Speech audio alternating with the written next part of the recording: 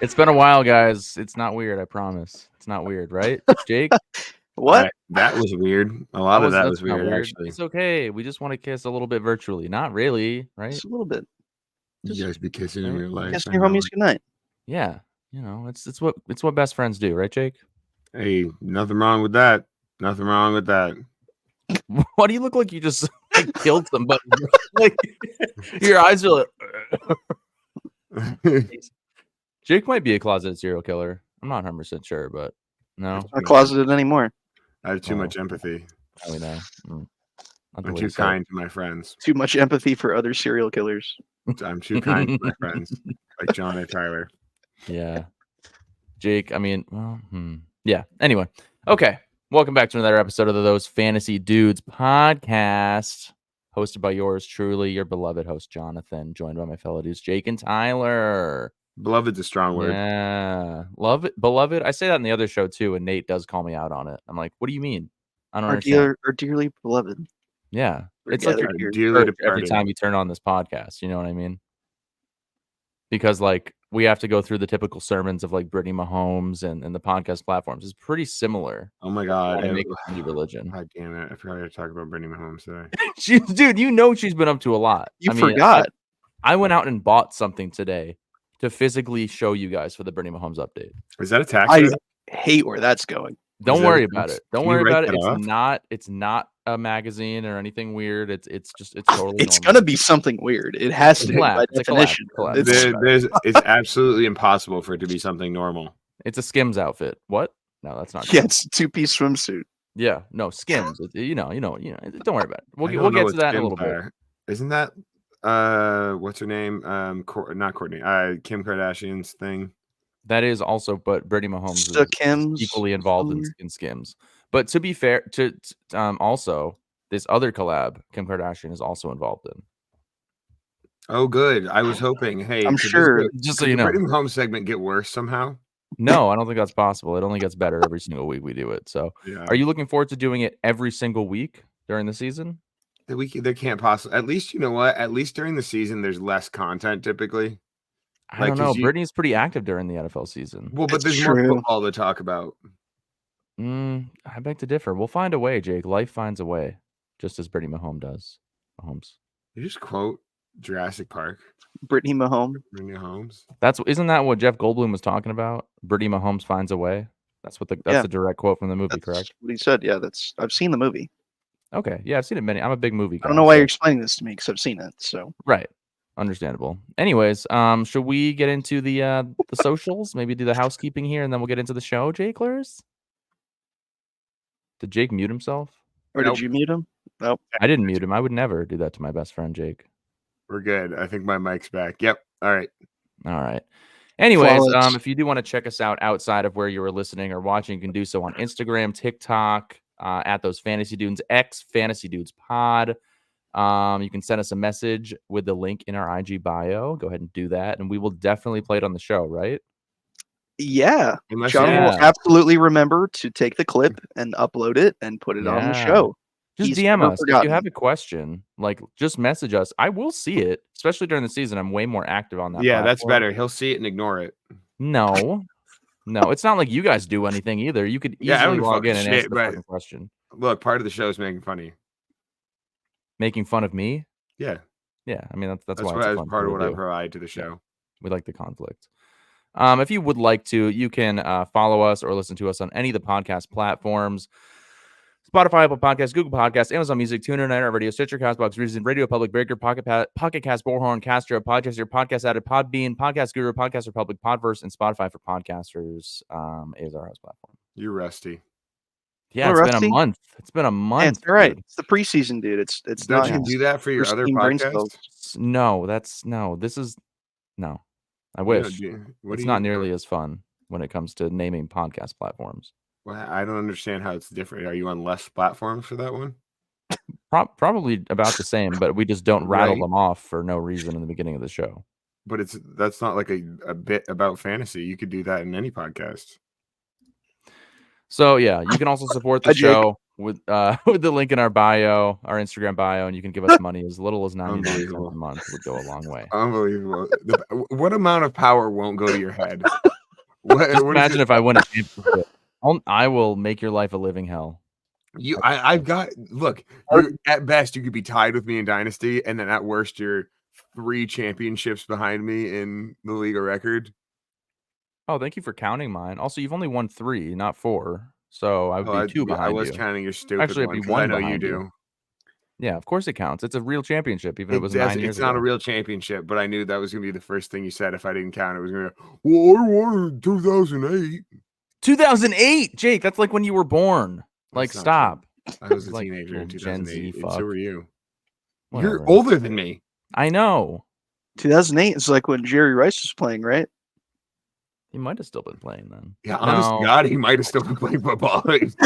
Nah, 2002, 2003, because he was. Have you seen the stats about how there's like Hall of Fame guys where Jerry Rice had their career twice? Like I think it's Megatron. I think Megatron. I think Jerry Rice had Megatron's career times 2. Like Tom Brady had 3 Hall of Fame careers. Yep. Yeah, it's just like it's gross. Oh. Speaking of Tom Brady, happy birthday, Tom! 47 today. He could come back, dude. He could suit up. I didn't celebrate. Fuck. I know.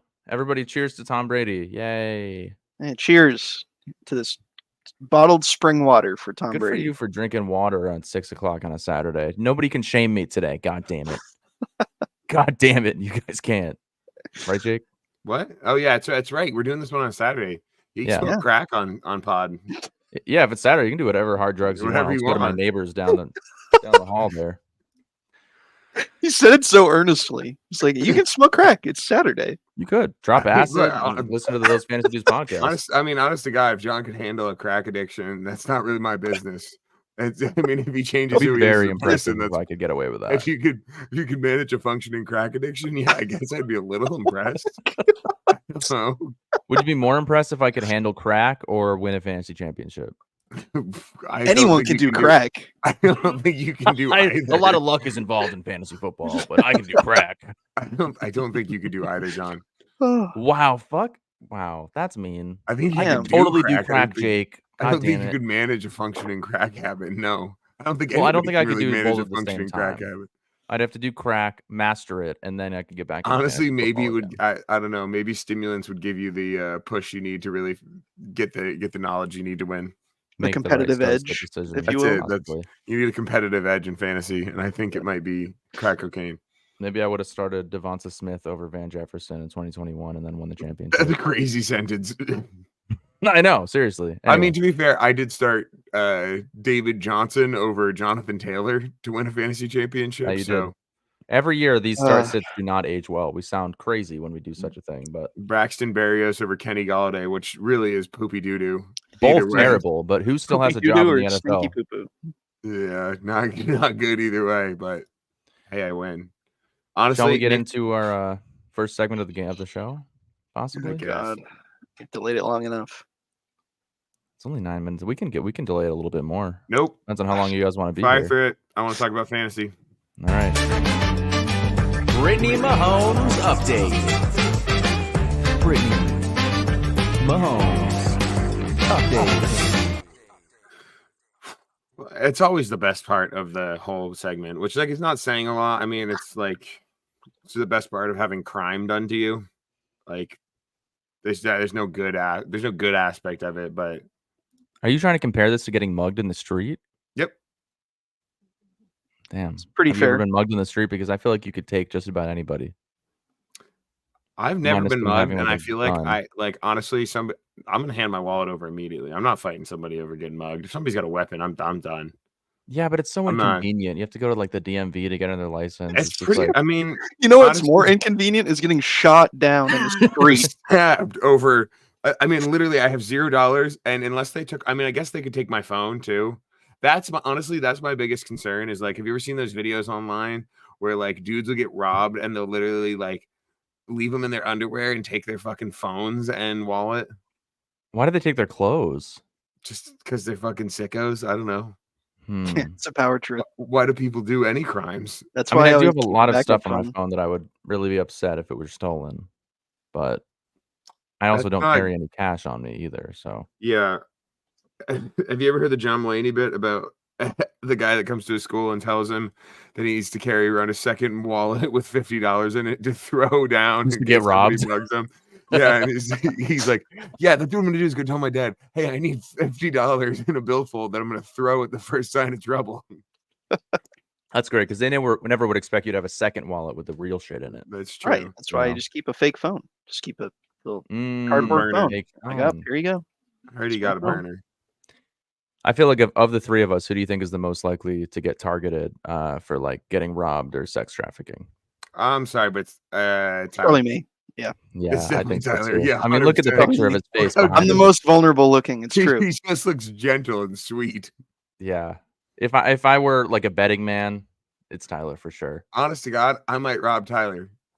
How much do you think Tyler would get at like a bidding war where someone's trying to buy him for sex trafficking? All right, I don't want to. Whitney Mahomes. I'm gonna take 10,000 to the right bidder. I don't know. I'm gonna Mahomes. take Tyler out to a bad area, and then I'm like, "Hey man, I gotta hit the bathroom. Just hang out here for a second. And then I'm gonna go around the corner. I'm gonna throw on a ski mask. Then I'm gonna Oh come around boy. and Oh jeez. I hope Jake fucking is back soon. rob- Oh man. rob Tyler." All right. Well, speaking of, Brittany Mahomes has been up to quite a lot. Oh my god. I feel like I texted you guys about this, but she is Probably doing ignored that. a smoking hot collab with Alani Energy Drinks. Fuck off. And I will tell you guys from Wow. personal experience, it's quite good. I've had a lot of the energy drinks in the past. I've had Prime. I've had, a Celsius. I put this one right up there. It tastes fantastic. I don't Sometimes know. I wonder how marketing plans work on people, and then I remember John, The fact and I'm that like, John "Oh exists. yeah, right." It's very good. Do you drink it while you make your Tavala?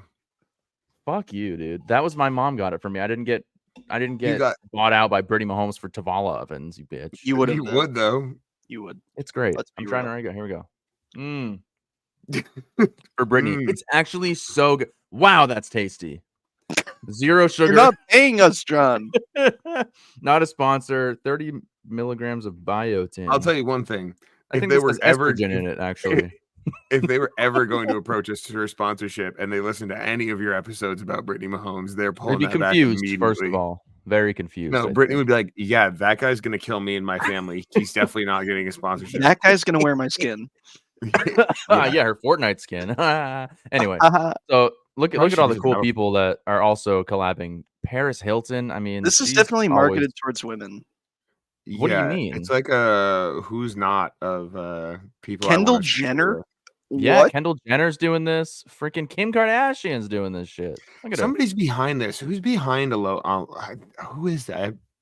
It's got to Is it be Aloha, or what is the Big name Pharma. of it again? Alani. Big Pharma. dude. So Kim has her own thing called Kimani is the name of her drink. What? So yeah. Ugh. But I think the style they're going for is actually kind of cool. Like, look at this. What's the style? Technicolor It's like garbage? very like maybe. Look at It's that, fucking cool. horrible. What is this? It's like, wow, you could be a California girl if you drink Yeah, Alani. I just do want you to know that this Pickleball. is absolutely that's absolutely that. 100% marketed towards women. It's founded by women. Yeah, but Brittany is a woman fighting for women, so that makes a lot of sense. Yeah. Get her go. I still love that no matter what Brittany Mahomes does, she's the least famous person to do it still. Oh yeah, I mean, Sports Mhm. Illustrated rookie swimsuit girl, like Forgettable version of the thing that she's doing.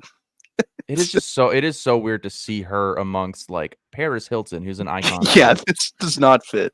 Well, also Paris Hilton and Emily Ratajkowski and Kim Kardashian are all known for like a sex tape. All three of them. I don't think I want to be a part of this dialogue anymore. Well, I'm just saying it's like interesting Brittany that those three and then Mahomes. Brittany Mahomes pops up. Honestly, some of these get a little incelly where John's like, "Yeah, this dumb bitch." Okay, relax. All right. Brittany's also like 'em. hit another incredible milestone. Do you guys know what it is? I don't care. 2 million Instagram followers. Oh wow. We were there. We saw it. We came. We saw. We helped her conquer the world on Instagram. She had Do you think 1.1 we when it was started. contributed? any more, because I don't follow her. Do you think we contributed Great any beverage, by more? the way. Tyler, do you follow her? No, I think as a show, we have contributed a non-zero amount of followers. So That's what like outside of 100%. John. Have Look, we contributed Alani anybody? has what she If had you when if you she followed started. if you followed Brittany Mahomes because of us, can you just let us know? can you let us know, and then please never listen to the show again? Unfollow him. Unfollow Brittany. 2 million followers. Look at her. Nope, Good for get her. that off the screen yesterday, please. Yeah, I'm Oh done with my this. god. She posted I it don't again. like She's this like, you segment. can look like this if you work hard. And all the comments are like, yeah, if you have a $600 million husband with personal trainers and And personal don't chefs, work. maybe you can and don't do anything. Yeah. And she's like, I Yeah, don't look that's like like- this right now, just so you know. Yeah, you're pregnant with your third kid, Brittany. Do you know Mac from Always Sunny? No, I Yes. don't want to. He has a whole bit. So basically, he gained and lost like almost 100 pounds for the show. Like, if for you've never real? watched, Yeah. like for real. Like, for Always for Sunny, he real. gained and lost 100 pounds, and he made this whole post about like, yeah, you can do this too if you like have personal trainers, if you have a dietitian who's creating all of your meals for you, and all of it's being paid for by a studio. Yeah. Well, yeah. That's kind of how it Accurate. works. How do you think 55-year-old Hugh Jackman got absolutely jacked for Deadpool at 55 years old? Money. Because your job is to look good. Well, yeah, and there's money and Look good there's and probably talk some good. Illuminati shit going on there and fake medications that only he would have access to. But I'm gonna get absolutely jacked, so you have to skydive. I don't think that's how it works. You're gonna be too heavy. You're gonna have too much muscle mass that you'll bring down the plane before we even No, jump dude. out. One big cut, and you're Yeah, there. sure. Yeah. Damn, this plane can't even take off. There's so much muscle in here. It must Can't be even fit in this plane, bro. No, that's gonna be John. John's terrified of going. Yeah, I've got absolutely. Not looking forward He made to that it. bet so many pounds ago. Yeah, me I and mean, you literally together. like 75 pounds ago. You thought no chance, no shot. Anyways, I expected a better reaction for Brittany having her third kid. I don't care.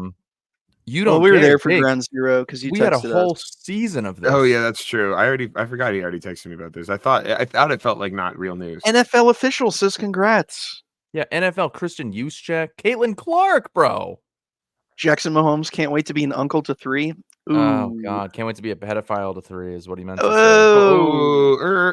Pump the brakes. We as a show do not feel that Jackson Mahomes is a pedophile. Those are baseless allegations.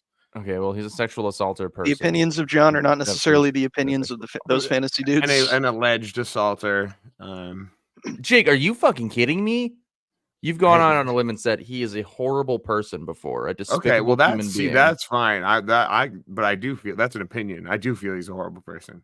Okay, but there is active like video evidence of him sticking his tongue down a woman's throat non-voluntarily on her part. Wait, yeah. Do you think he was at this party? So excited. I like to imagine that he's taking the video.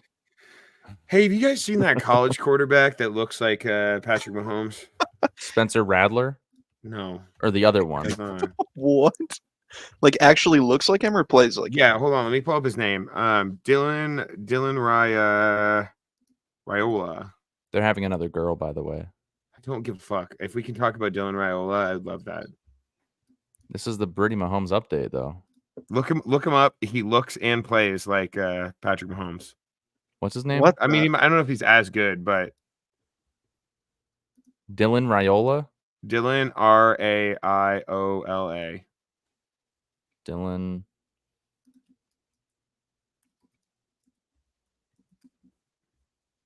This guy? Let me see. Oh. Yeah. A little bit. He's got the He's leaning more into it. the There's a TikTok hair. comparison picture. No, you RAI. So it's RAIOLA, and there'll be a comparison picture on that one. I guess. That second one. Click that second picture because that's what he looks like right now. Just because with he the put sunglasses. on. Yeah. And then the little soul patch thing. Yeah. Yeah. I'm telling you. Yeah, the horrible facial hair. Yeah. Yeah. It's true. That is pretty horrible. Yeah. It's offensive. That's what it is. Yeah. I'm not a fan of it. Make your own image. You know what I mean? Like, just be your own person, you know? You guys pick up on the fact that Patrick Mahomes, like at the gender reveal of his kid, is still like sponsored by Adidas, so he's wearing all Adidas shit. Socks, shoes, everything. Yeah, Isn't that Yeah. upsetting? it's all about branding. He can't be. He just he's a walking. I mean, Adidas you know what? ad. For the amount of money he's probably being paid, you could tattoo fucking Adidas on my forehead. So That's fair. Yeah. you wouldn't agree to that? You wouldn't tattoo Adidas? You on can't your just wear forehead like unbranded clothes No. I mean, they for probably the ask him to do it. reveal And of so, your child. Do you guys know when the baby is planning on being born? Hopefully never. planning on being born? Do you know when the due date is? It's Christmas If time. only there's a phrase for that. It's around Christmas, so it could be a little Christmas. When is it? miracle Super baby. Bowl Sunday? Fucking No, it'll be before that. So he'll probably use the kid as a ball when he's in the Super Bowl. Spike it in the end zone if we're lucky.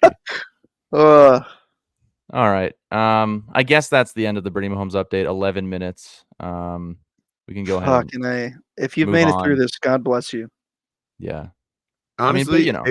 if you listen to that segment and you don't just fast forward, like I feel like we should start putting like a sound at the end, like the Brittany Mahomes segment is now over, and people can just It's just a forward big to it. jump in the waves, so you can just. If you Yeah. want to swing make through that, it. I will make it a drop. I'm more than welcome. Yeah, to, make that would be for great us. if you could have an ending. Say, I think people would like that, and it would increase our viewership. It'd be your first real contribution to the podcast. Well, I'm not making it, so not really. But Then it's not happening. Yeah. But yeah, I don't think people listen to this segment. They do. They've told People me. love I've the many segment, people and I private message hate me them for it. personally all the time. Yeah, and it's evolved so much. I just love. Otherwise, you never would know what's going on in her life. You wouldn't have such a distinct Oh, understanding of all the God milestones. forbid. Anyway, do you guys want to talk about some football, or should we? Yeah, Please, God, please. I love how I just take the air out of your sails. You really do. just deflate All us. right, here we go. NFL news and injury updates. Damn, Tyler's got the notes open. No, he doesn't. Does he? Tom Brady, I can't swim. Yeah. So good. That's good vine for all you folks out there who are above the age of 30. Remember what Vine is. What? Wait, what did you just quote? I said, "Happy birthday, Tom Brady. I can't swim. Happy birthday, Raven. I can't Yeah. swim. I can't swim." It's like a little girl on the beach. I can't Yep. swim. And they were roommates. Tom Brady turned 47 today, and I didn't know somehow, and I feel like a bad person. Yeah, I didn't know either until I saw the Patriots post about it, but I'm glad that I know now, and I'll pretend that I plan to record on his birthday. It should be a national holiday. There's no good holidays in August anyway. It should be a federal holiday. I agree. Wait, hold on. Is it Memorial Day at the end of? That's early September. That's in May. No, that's I'm Labor sorry, Day. Labor Day. Yeah, Labor Day's Isn't- lame. It's Yeah. like, working. get a day Stop off work. working all fucking time. Here's a day. Pretty sure I still Lame. have to work on Labor Day. I think that's That's a federal crime. You holiday. can sue. I'm pretty sure that's like. I'm joking. I'm pretty sure that's a federal holiday, John. I don't think that's It a is. mandatory holiday to have off. I'd rather have other holidays off than Labor Day, personally. Really? But It's always Yeah. on a Monday or a Friday. I mean, there's other. I'd rather have like, Okay. Yep. I want to hear an Oh. answer. something else. Easter, maybe. Because Pretty that's a sure you get Sunday. Wait, that's already a Sunday. Yeah. I don't know. There's other The day days that after are the Super Bowl. better. Yeah, the day after the Super Bowl would be great. Maybe 9/11. That should be a holiday, I think, at this point. So Ooh, Tom Brady pump brakes is there. All right. 47. He's 47, and he could probably still be the best quarterback in the NFL right now. So I that's think cool. he could right now pick up a ball and drill it so hard at John's head he dies.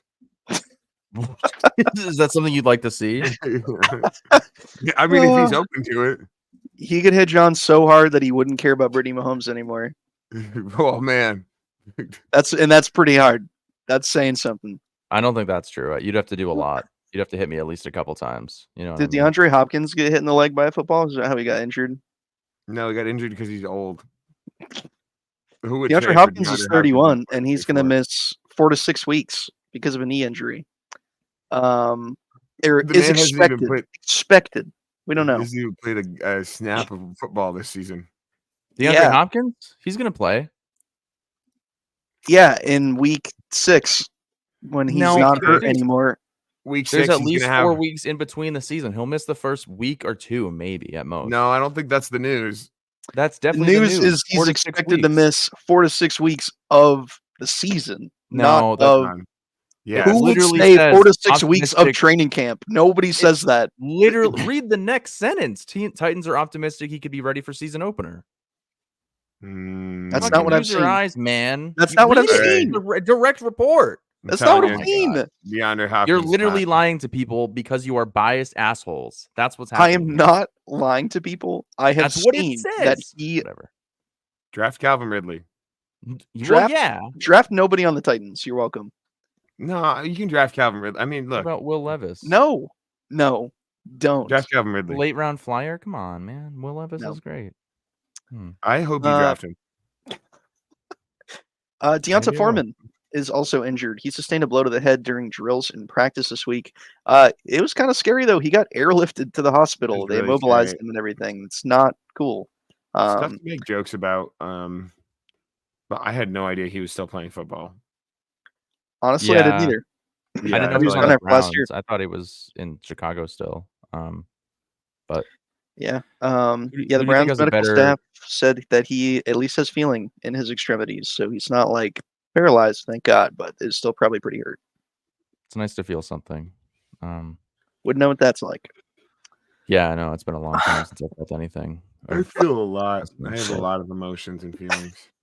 Do you guys think that Foreman or Hopkins will have a better season for fantasy? If either plays, I guess probably DeAndre Hopkins because he'll probably see the field. Who has a better chance of playing week 1? Oh boy, that cannot be that hard. I guess DeAndre Hopkins, it's a knee injury and not like a upper head injury, like head neck injury. Can I pick Tyler? You pick Tyler. Is there a chance Tyler gets signed before any of these guys play? Playing week 1 than either of those guys. Yes. Yeah. The injuries continue. Justin Herbert has an injury to the plantar fascia in his right foot and has been recommended by doctors to wear a boot for at least 2 weeks. He's still expected to be ready for the start of the season, though. John, what's the plantar fascia? The plantar fascia, I'm actually dealing with a similar, not injury. Plantar fasciitis is an extremely common issue for a lot of Americans. It's a foot thing. It is. Yeah, you feel it in Foot your muscle heel and thing. it's very sore and kind of hard to stretch it because you can't really directly stretch that muscle. Your foot kind of goes like this, and it's hard to flatten it, stretch it back out. So because the fascia repairs itself, and then fascia, can you hear me? Oh yeah, and then when you stand on it, put pressure on it, it tears. And thank God, because we have Dr. Logan to help us out with this one. And now, Dr. Logan. I wish. That'd be crazy if we planned on it. What? You gonna do us like that? You imagine? You did start a video from him at the beginning of the podcast before you clicked record. What was that about? It was hilarious. I just wanted to say, hey dudes, can we just get a little... What's up, dudes? Hey, can we get John? Can we get a super cut of him in his car going, "What's up, dudes"?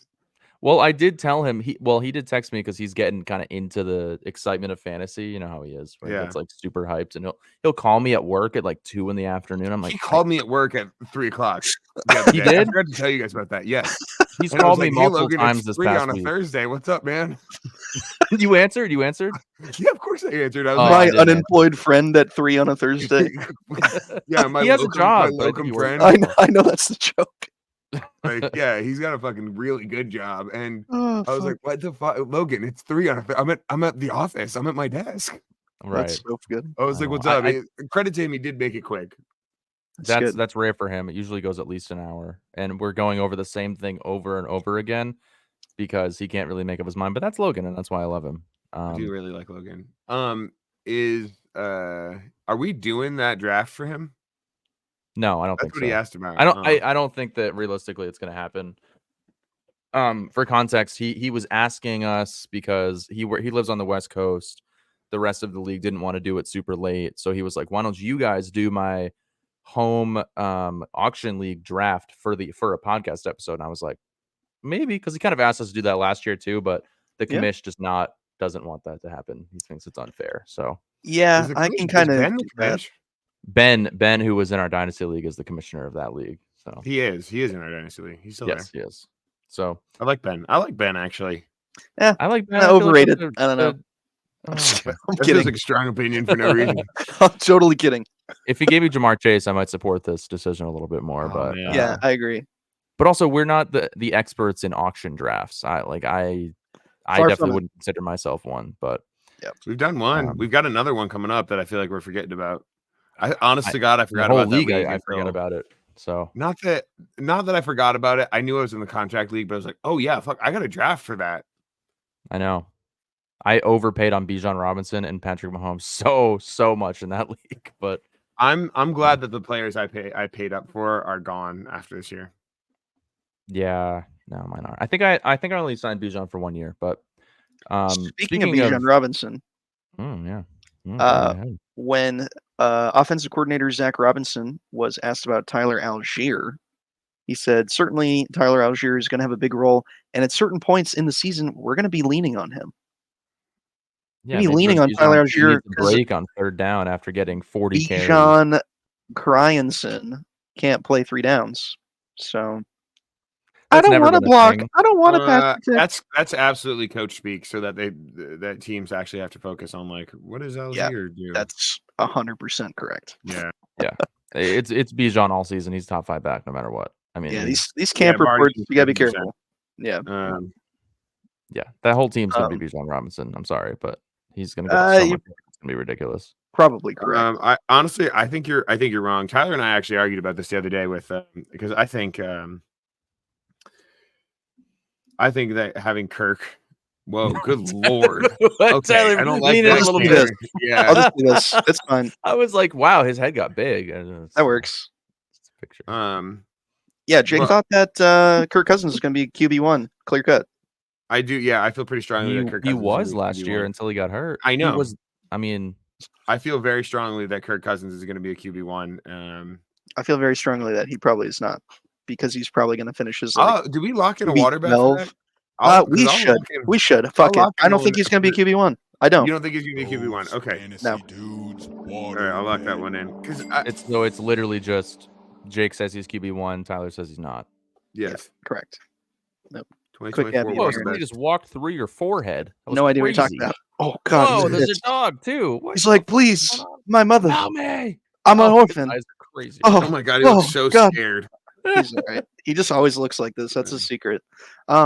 Okay. Yeah, no, I don't think Kirk Cousins is going to do it, and I don't think it's to discredit Kirk Cousins playing. I just think it's purely just because it's going to be a very dysfunctional offense. But what makes you think that? For the NFL, it's dysfunctional. That's my thing.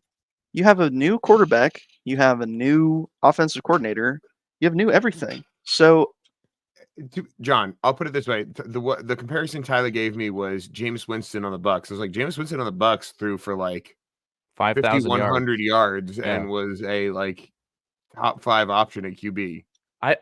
I look at this as like, I'm not saying he's the same caliber of player, but like when Tom Brady went to the Bucs or when Aaron Rodgers went to the Jets, the expectation was there. I expected both of them to be top 12 quarterbacks. I mean, Tom Brady was because of his weapons. Aaron Rodgers most likely would have been with, I would say, lesser weapons than Kirk Cousins has now.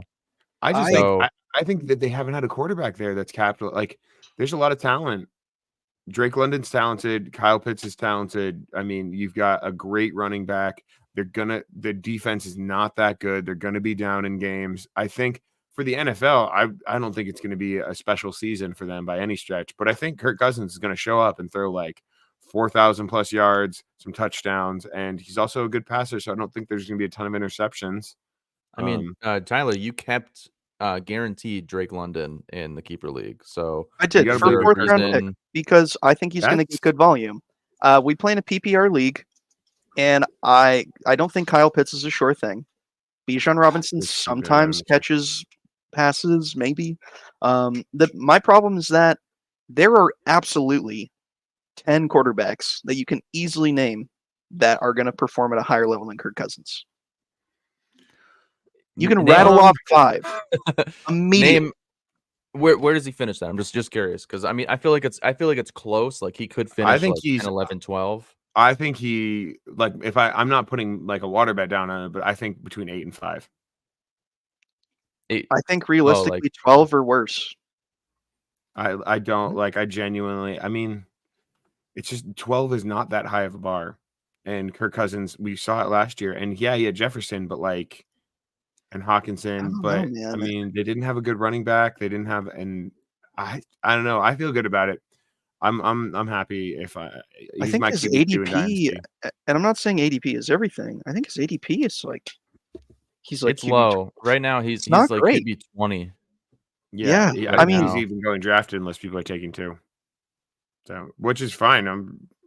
He's below. It goes Aaron Rodgers then him. In terms of I mean this is ADP is 134. So that's pretty late. I mean, it was that 10th, 11th round, 11th round maybe. Yeah, I mean, let's look at last year here. But like, this might be dynasty ADP to be honest. But like, I have Jalen. Is it Jaden Daniels? Jaden Daniels above him. Daniels. Caleb Williams, Jared Goff, Justin Herbert, Brock Purdy, Kyler Murray. Yeah. I mean, no, this is Pat regular. Mahomes, Josh Allen, Jalen Hurts, Lamar Jackson. That's effortless. Yeah. That's 4, right? And so to mix in Kirk Cousins just a few slots below that, I think is kind of absurd in a new system with a new team. What about Kyler Murray, CJ Stroud, Dak Prescott, Brock Purdy, Jordan Love, Trevor Lawrence, Jared Goff, Tua Tagovailoa? I think those are feel like- all better finishing quarterbacks, and they all are in better situations. Maybe with the exception of Kyler Murray. I'm excited to see it. At the end of the day, at least it's exciting football. Like it'll be something fun to watch. I didn't say it wasn't exciting. It'll totally Jake's be exciting. Pleaser. He's just trying to appease everybody here, and that's okay. Yeah, I'm just done talking about Kirk Cousins. Speaking of people who aren't going to appease anybody, Rashad Penny and Tariq Cohen have officially retired after injury-riddled careers. Tariq too Cohen's bad. such a little guy. A little guy? Just kick Yeah, him while he's down. Damn. Dude, I swear he's like what? And he's 5'5"? small. Yeah, he's a little man. Tariq Cohen size. Wait, Yeah, he's 5'6", how tall? 5'6". How tall is Deuce Vaughn? Yeah. 5'5". Is that true? Tariq Cohen. Oh, he's not even on here anymore. They're who the fuck? Vaughn. I searched up shortest NFL player ever. It's Jack Emmanuel Soupy Shapiro. Who the fuck? Incredible. He played Soupy for the Shapiro, Staten man. Island Stapletons. He was Hell born yeah, What dude. in the world? Wow, he lived to be 93. Good for him. Maybe He's that was back. before He's a running CTE back. was invented by the government and implanted into our retired players. Before microplastics. Yeah. Anyway, any other news you feel like we should mention before Riveting topics. before we get into the Dynasty download? I'm gonna make That's it. Soupy my background. Who? Soupy. Soupy. Hey, from I'm the souping over Stapleton here. something. That's probably what he sounds Hey, like. I'm Oh, we actually have a real audio clip of Soupy from 1903. Hey, I'm Here it is. Soupy over here. Smoking me, a I'm cig on the Soupy. sidelines. It's me. My name's Soupy. I play football. I'm small. No soup for you. That's his like tagline. Whenever he like tackles somebody. No soup for you. Boo. All Studio the pictures of applause. Soupy are web MPs. Dynasty download. Good reference, but I guess fuck Seinfeld, like the greatest sitcom of all time. Whatever. I I not don't a think thing. Seinfeld's- Curb Your Enthusiasm's really funny though, so I don't know. yeah, know. Such a I don't think answer. Jerry Seinfeld's funny. Oh. Have you even Funniest- seen the B movie? I was gonna say funniest thing he ever did was the B movie, and Yep, it's not hands because of down. him. I mean, I think that's pretty funny. Kramer. He's just a weird, quirky guy. That's it. That's So all are he you. contributed to the show. Yeah, but I'm also I'm not saying I'm funnier than Jerry Seinfeld. I'm I saying am. Jerry That's what I'm Seinfeld's- saying. I'm way I'm just- funnier than Jerry Seinfeld. I'm just saying Jerry Seinfeld's not very funny. I'm gonna name comedians, and I want you to tell me if you think they're funny. Okay. Okay. Okay, let's go. Kevin Dynasty Hart. download. Here we go. Kevin Hart, no. Chris Rock, Yes. Yes. Gabriel Iglesias, No. In his time. was like a Rob White, What? Isn't one that who like On one of spoke- the redneck guys? Are you talking about What? Ron White? Or are you talking Rod White, isn't he dead now? Ron with an Ron N, White. like Ronald? Ron White. Ron White Yeah, is Ron fucking White. hilarious. Okay. Wasn't he one of the like redneck humor guys? Isn't that his thing? No, No, he not just really. drank He was whiskey just an on the alcoholic. stage. Yeah. Yeah. That was Okay, his well, stick. a vibe. All right, cool. Tom This is good. Segura. We're doing good. He's okay. Yeah, he's Mm, all right. I do like his bikes. I like that Bikes? bit. That's all the comedians I can think of right now. It's good. John Mulaney. He's funny. I think John Mulaney's very funny. I think I he's a think good John's writer. biased, but What about Norm Why am I Macdonald? biased? because your name's John, so you have to think No, John is funny. that doesn't. No, I no. How do you Norm feel about Macdonald is probably my top 3, Norm Macdonald might be the funniest man who's ever lived. and I hate that it's all posthumous now because Matt he was always extremely funny. But that guy's not. God. Oh, no. Matt Macdonald, fuck off. I just knew you'd hate that one. Yeah, I love Okay. TikTok. Anyways, here we go. Dynasty Download, the segment where we talk about all things Dynasty, incoming rookies, aging veterans. Been a minute since we talked about anything Dynasty, just purely due to the fact that nothing has happened in our Dynasty League or in the NFL. But however, with the season approaching, I believe less than a month until football, like actual football games start, maybe by a few days off. But we did have the Hall of Fame game this past week, so we saw a little bit of Agumba Wale playing. A little bit of Davis Mills, right? Yeah, Davis Neck. Neck, Agumba Neck Wale. Mills. The Yeah, neck. it's The good. neck, baby. Love watching him. I watched about 5 minutes and turned it off, but Yeah, it was pretty cool. rough. Did New you guys kickoff see cool though. Yeah. It's What do you guys interesting. think of that? I think it makes it more interesting. I think it's a more of a watchable play. Generally, I think it's has the chance to just be busted wide open every time. It's kind of cool. The downside for the new kickoff rules, aside from that, which I agree, I think it's better for the game. It makes it more fun to watch. Just there's so many touchbacks last year, just it made it really boring. Yeah, I mean, what was the issue? percentage? It was like 85% were touchbacks, something ridiculous. Almost all like of that. them. Yeah, Really, like we had a kicker league and it almost just took away all the fun. So this could make the kicker league a little more exciting, if you ask me. But yeah, return yardage. right, the defenses might actually get some points. But the shitty new rule is the onside kick rule, where like you can only do it if you're down. It's never like a secret. You have to declare it to a referee before you do it. So it's like, Yeah, what's the point? Why even have it? You know, Yep. I'd rather do like a 4th and 25 Hail Mary as opposed to a onside kick or oh, something. totally. Yeah, that'd be way You more know? exciting. I agree with you, honestly. But the problem is that because of the new kickoff format, how the hell do you line up for an onside kick? I wonder if it's different. I wonder if they go back to the normal like setup just for that. It's like you could do the Pat McAfee special every single time because the kicker is so separated from everywhere else that he could just dribble it He a goes little and bit gets it himself. and gets it himself, just jumps on it 10 yards. You Well, can just do the that every other time. the other team is 50 yards down the field. That's what I'm saying. So there's no So- there's It has to be different. there's no possible Wait, way. I thought it has to touch another player on the opposing team for it to be a live ball for you to get. No, it has Not to go if it- 10 yards. And then after 10 yards, it's live. Oh. Yeah. But Yeah. the other team can touch it before 10 yards if they want. Correct. They could touch it immediately. Yeah. I remember there was like a Falcons Cowboys game, and it was one of those games that the Cowboys just found a way to lose, even though they were up and like easily could have won the Every game. Yeah. Yeah, and which Classic happens all the Cowboys. time. But it was an onside kick, and it only went like 5 yards. Or is that what happened? It went. No, you go. I think they were waiting It for went the other. short and they all just kind of stood there and looked at it. Is that what you're talking about? That's essentially what happened when They were like, could've- oh, yeah. they treated it like a punt or something. It was weird. I remember what Yeah. you're talking about. They all had like brain farts at once. It was interesting. Yeah. I think then they lost the game, so which is always fun when the Cowboys lose. But anyway, speaking of dynasty, all of us, I would say, arguably have some pretty competitive lineups going into this season.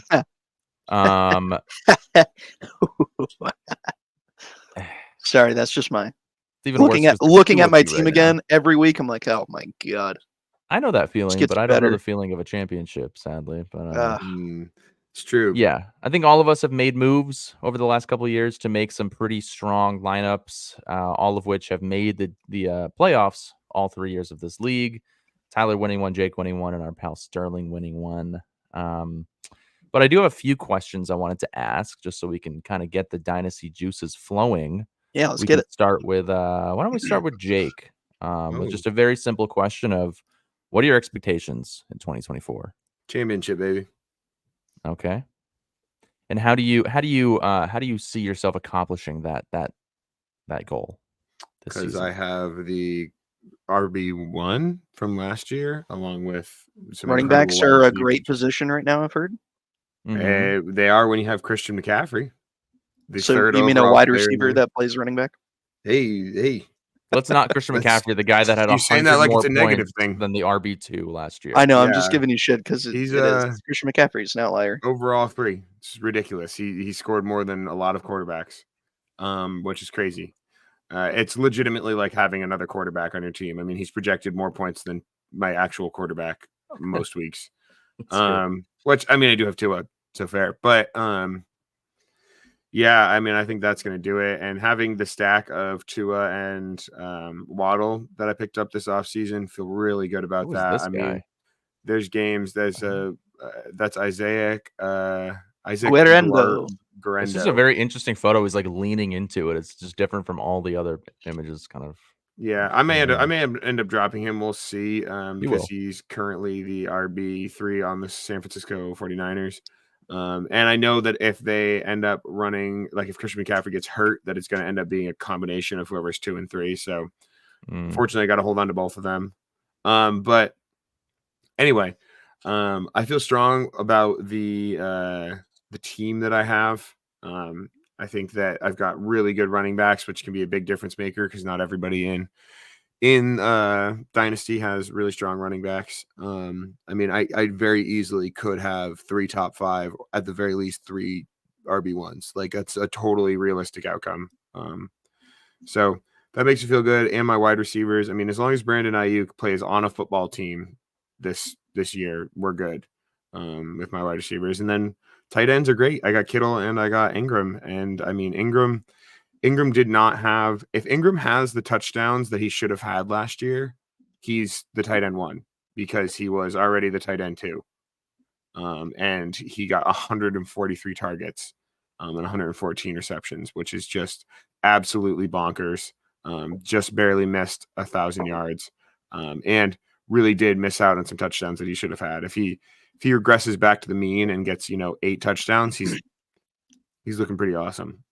So I feel great about that. And yeah, I mean, really, I'm a little concerned at the quarterback position because I do have Tua, who feels really good, but God forbid he gets hurt, then I'm leaning on just Kirk Cousins, and Kirk's great. I really believe in him this year, but at the end of the day, he is 35 and coming off of an Achilles injury, so ceiling's really high, but the floor is pretty low.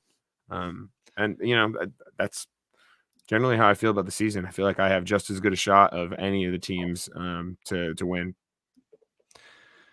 Yeah, I mean, I hate to say it. I don't really want to feed into your ego too much, but I agree. I mean, your team's insane. If you just look at kind of your roster and think of it in terms of like where are these guys going in a redraft league, like Yeah. Christian You have McCaffrey's in the first round, Jonathan Taylor's in the 2, first round, 3. Jefferson's in the first round, Barkley is on the end of the first round, if not early second. Yeah, it's 4 guys right there. Yeah, so that just shows You don't have a how kicker though, so you're probably not going to win a championship. true. He does I don't have know this about guy that. though. The I rattlesnake. dare you to not field a kicker for the entire year and see how it goes. I would never do that. This That's guy looks so like the dumb. Joshua Dobbs of 2024. Yeah, I mean, I don't know. He was a really highly rated prospect coming out of high school, and Doesn't honestly, he mean was just shit. on the waivers, and crazier things have happened. I don't know. Figured Yeah. I'd roster him, and then it's an easy. I'm gonna have to drop somebody for a kicker before the season, so So do you think Probably it's it's gonna either be him or Trey Milton. Sermon? I mean, Trey might, but he is in the running to be the RB behind Jonathan Taylor, so Yeah. it'll probably be him or Evan Hall. I don't know. Could be Milton. I love picking up a little prospect, especially one that's a Patriot, because we watch a lot of games. Yeah. Oh man, Troy Franklin, big on Troy Franklin. Yeah, I Yeah, think that's he pretty cool. He seems- picked him up. He's Mr. Bo Nix aficionado.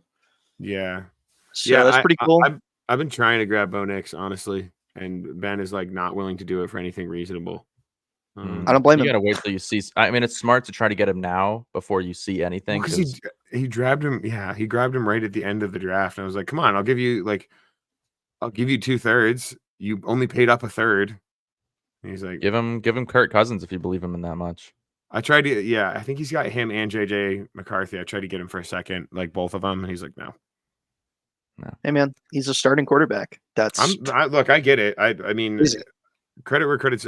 I'm never upset at somebody for not making stupid decisions when they trade. Yeah. Well, true. Speaking of people who make stupid decisions when they trade, Tyler, what are your expectations going into 2024 after So winning a just championship? to clarify, he's talking about the people that I trade with, not me, because That's I not always true. make out ahead. So Right. literally never lost a trade in this league. So It's true. Never once. never once. So No, there's Do you, zero do you trades. still have James or what's his name? Oh yeah, the guy who doesn't have a job on your lineup, James Robinson. Is he still there? You came out on top of that one, right? All right, John. at the end of all of it, I did. Horse, John. We should check out your fantasy winning or Yeah, championship let's winning not, lineup, John. No, it's not So important. It's really not important to this. Yeah, segment. okay. There's a lot of Yeah, shit about that's what I James. thought. Didn't you Okay. trade for James Robinson after that trade? Yeah, I'm he pretty did. sure And spent all of his more- fab. You're a more Traded a recent pick trade. for more Traded fab multiple picks to picks. pick up Actually. James Robinson. Yeah, I mean there was hope. There was hope. Yeah.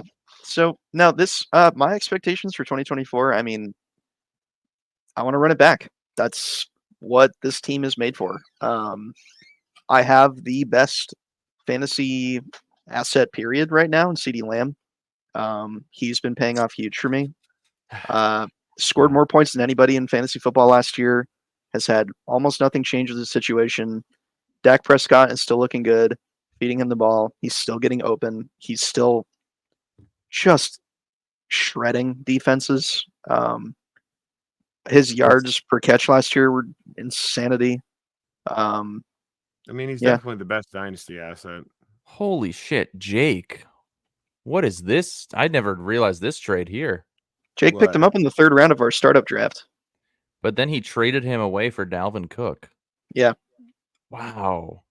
That's insane. That was 2 months after the draft. Yeah. That can't be right. It is. It's correct. That's that what happened, happened. brother.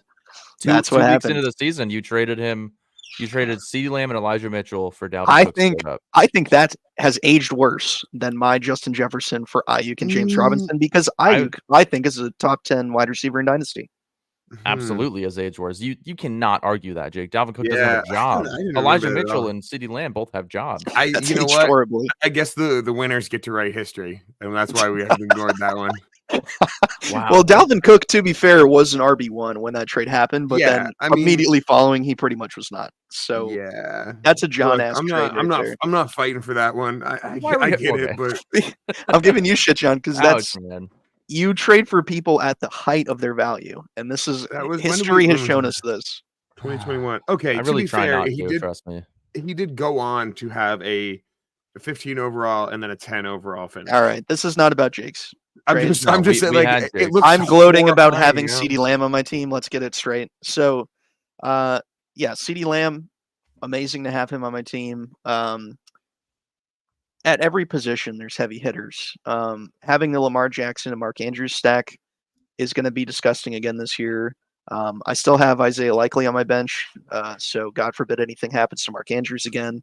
He's going to flash. People have been talking. There have been reports about Isaiah Likely being the number 2 wide receiver this year coming up. They're going to run 2 tight end sets. I don't think that's going to happen, but Yeah, I We would will be see. That excited about seems that. so unlikely. So unlikely, but that means Bateman and Flowers have nothing.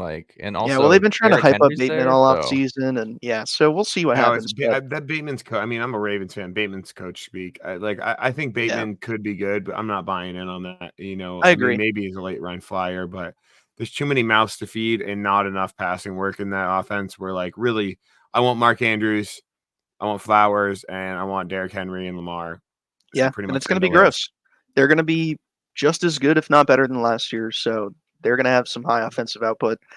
Josh Jacobs in Green Bay running behind one of the better offensive lines in the league.